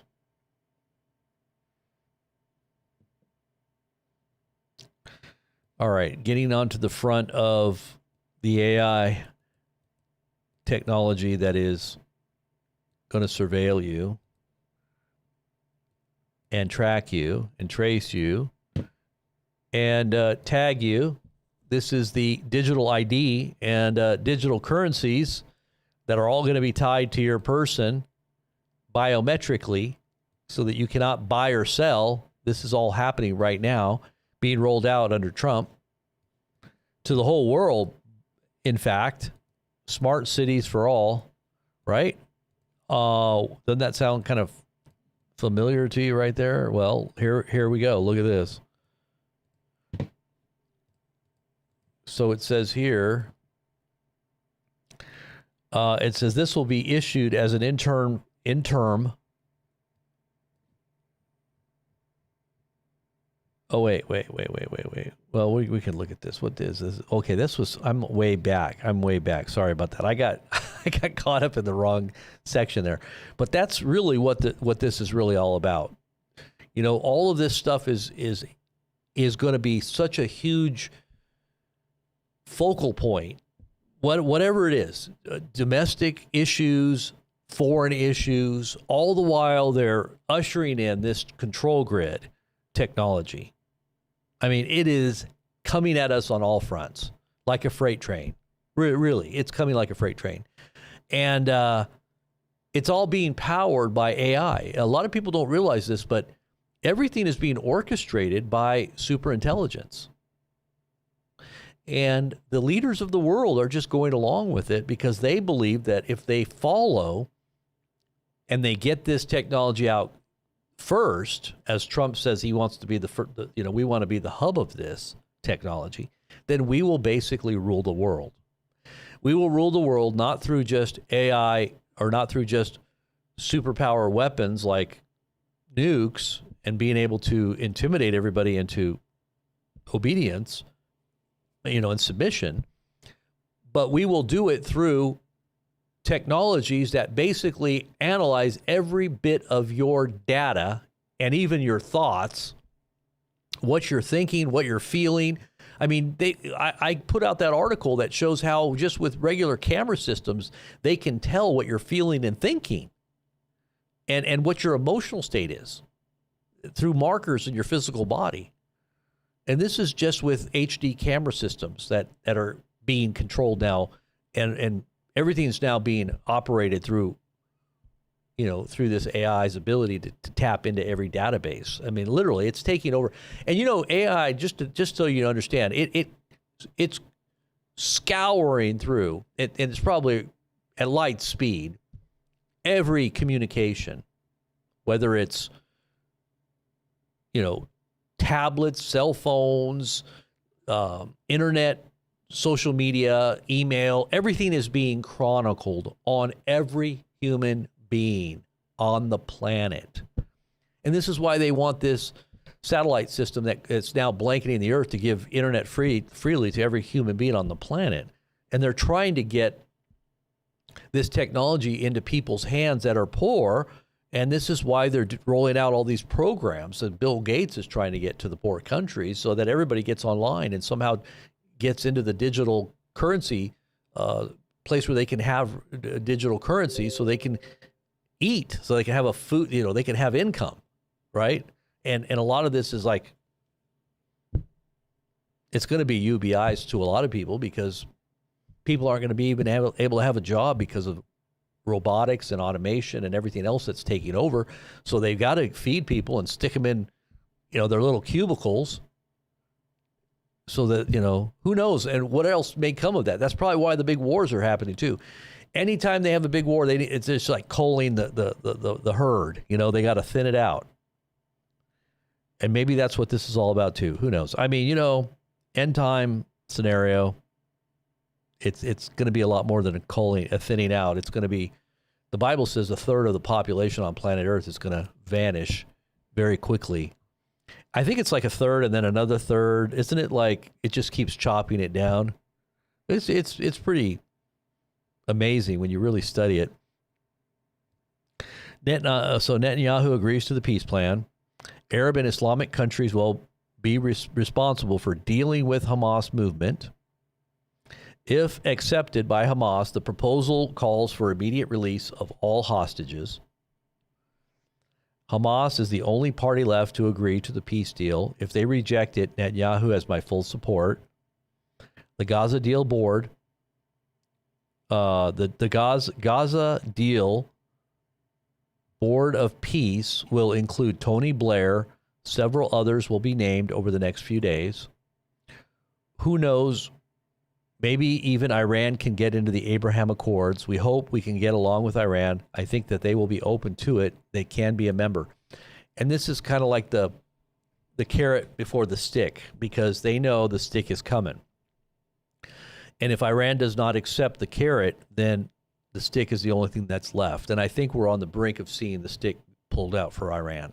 So this is another reason why he probably made these statements toward Iran right, today, because I think we're very close to seeing something happen there.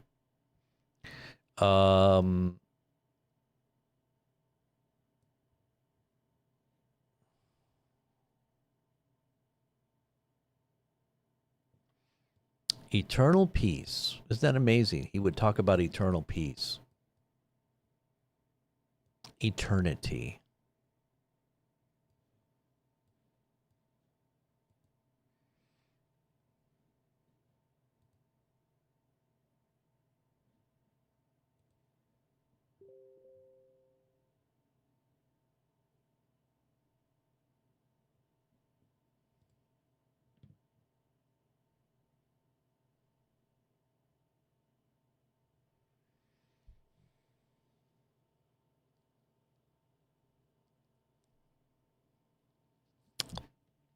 Wow. Okay, so XAI, listen to this. XAI Colossal 2 is officially recognized as the world's first gigawatt scale, or GW, AI training data center. At 1 gigawatt scale, it draws power equivalent to the average electricity consumption of smaller countries like Estonia or Nepal. It's just one data center. The name Colossal 2 is probably in reference to a god or some Greek goddess, or this is a god, I guess. But it says work on Colossal 2 began on March 7th, 2025, when XAI acquired a nearly 1 million square foot warehouse in Memphis, Tennessee. Remember, Elon said that was where the new AI god would come from, was Memphis, and it's all connected to the name going back to Egypt, where that was the hub of a global governance back in the time of the Egyptian dynasty and the empire of Egypt. They basically brought that governance out of Memphis. And so he believes that is symbolic of what's happening there with, this is what Elon said, of the XAI. XAI is investing up to $2 trillion to build Colossal 2, a supercomputer with 500K NVIDIA GB200s and GB300 AI GPUs, aiming at, and these things are just massive in their quantum computing almost ability. It says aiming for 50 million H100 equivalent GPUs. 50 million? And 200 XAFLOPs, flops, computer power within 5 years. And we have no idea what that is, but that is something probably so massive we can't even begin to fathom. It says this expansion surpasses all current global supercomputers. For comparison, the human brain is often estimated at 1 exaflop of processing power. Think about this. Oh my gosh.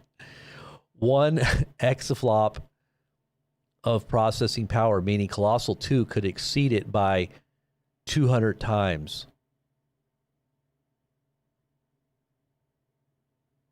Let's see, what did it say there?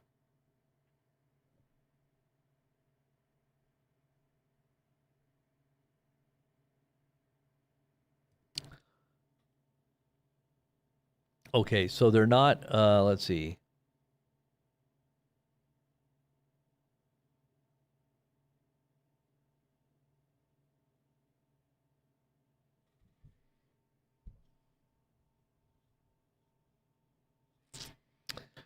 Okay, so it says they're not aimed at achieving artificial general intelligence, but artificial superintelligence. Once completed, its scale may accelerate technological process at a pace never seen before in human history. The new Tower of Babel is not made of brick and tar, but built out of data, algorithms, and synthetic intelligence. For what shall it profit a man if he shall gain the whole world and yet lose his own soul? And with that, my friends,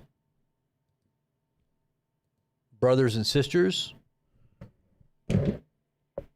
we will close out today's gathering and pray that his will be done. Let his will be done in our lives and in the life of our country and the life of the world. Obviously, this is all part of, God's predictive plan. I won't say it's programming, but it's a plan. And the programming is something that the devil himself orchestrates because he also knows his time is short. He also understands the future he's a part of a script that he has to follow. He doesn't really understand, I don't think, the outcome, but I think, humanity is the one that's really deceived in this, but I think the devil is he's got to be in gross darkness that he doesn't even understand the fullness of what's happening. But he does probably know that his time is short and that his end is near. And that's called the great judgment, right? That's when the culmination of the age does happen. But we're on a fast track to getting over that finish line, guys, so that, in the meantime, we need to be really focused and hold our ground and progress steadily with faith and trust and strengthen with all his might and power, because we're going to need in that evil day, it says, to be able to stand. And how do we do that? It says, put on the full armor of God, Ephesians chapter 6, so that you may be able to stand in the evil day. What is it? The helmet of salvation, the breastplate of righteousness, the shield of faith, by which we quench the fiery darts of the evil one, the sword of the Spirit, which is the word of God, the feet shod with the preparation of the gospel of peace, and your loins girt up with truth. And you go into the battle, and you're going to win, just like David. You're gonna fell giants with God's eternal truth. The eternal truth which sets men free. If you continue in my word, you will know the truth, Jesus said, and the truth will set you free. The only way you're going to have the truth set you free is if you continue, you are consistent, you continually knock, you continually ask, and you pray with an insistence that he will not be denied. God, you wrestle with that angel. Don't let go of what you know. This is why God creates hearts that are exercised in faith, because he doesn't always just answer you right away. He allows you to go through struggle and trial and tribulation so that he wants to see who really wants to know him. He wants to see if you're really going to pursue him with all your heart, because if you're half-hearted and you're kind of compromised and you do a little bit of God and a little bit of the world and you're kind of wishy-washy, you're not going to make it. You will not make it. You have to be 100% eternally committed. You have to be eternally committed to Christ, and 100%, not 10%, 100%. And then God will pour out a blessing you can't contain. Then he will overtake you with his will and purpose. And then he will guide your thoughts. He will guide your heart into all truth. He will open doors that no man can shut. He will send your enemies to flight. He will scatter them as he rises up to fight the battle, right? The battle is not yours, but it's the Lord's. The battle is the Lord's. You fight with the faith that has already won the battle. This is the victory that overcomes the world, even our faith.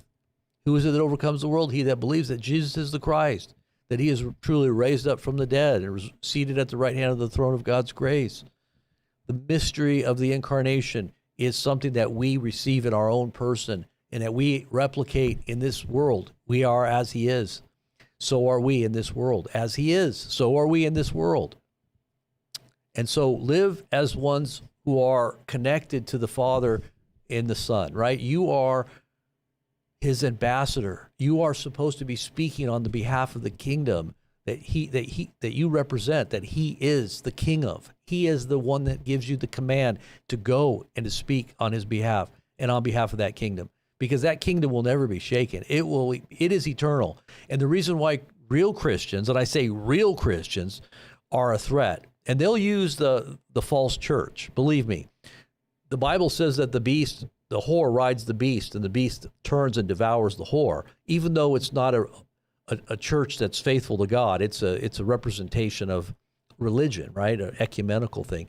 But the true church, you and I, who are truly connected to the Most High God through a loving trust and commitment and faithful commitment, we are looked at as the enemy of all enemies to this earthly dominion of darkness that rules the nations. They're going to look at you and I, because we represent the eternal kingdom, as the true enemies. I was looking at Aleister Crowley. He calls the Christians the Dark Brotherhood. If you go back and you really look at this, I'll post it here in a little bit on our Telegram page so you can look at it. But if you go back and you look, and this is all connected to the moon child that Aleister Crowley was supposedly birthing on the very day that it happened. It actually happened to be on a blood moon, 1946, June 14th, 1946. Jack Parsons and L. Ron Hubbard, Dianetic, the guy who created Scientology, they were connected to Aleister Crowley. And basically they birthed the moon child. Okay? And it happened on June 14th, 1946. Do you know what happened on that day? Not only was there a full blood moon, total lunar eclipse, but it happened to be the day that Donald Trump was born. And there's a lot of other weird things that connect to Trump. But anyways, I just wanted to make sure you understand that there is a lot of very strange occult things that are following this period of time that we're watching right now. We can get a lot deeper into these things, but we'll do that at another time. I want to close it out though right now and ask the Lord to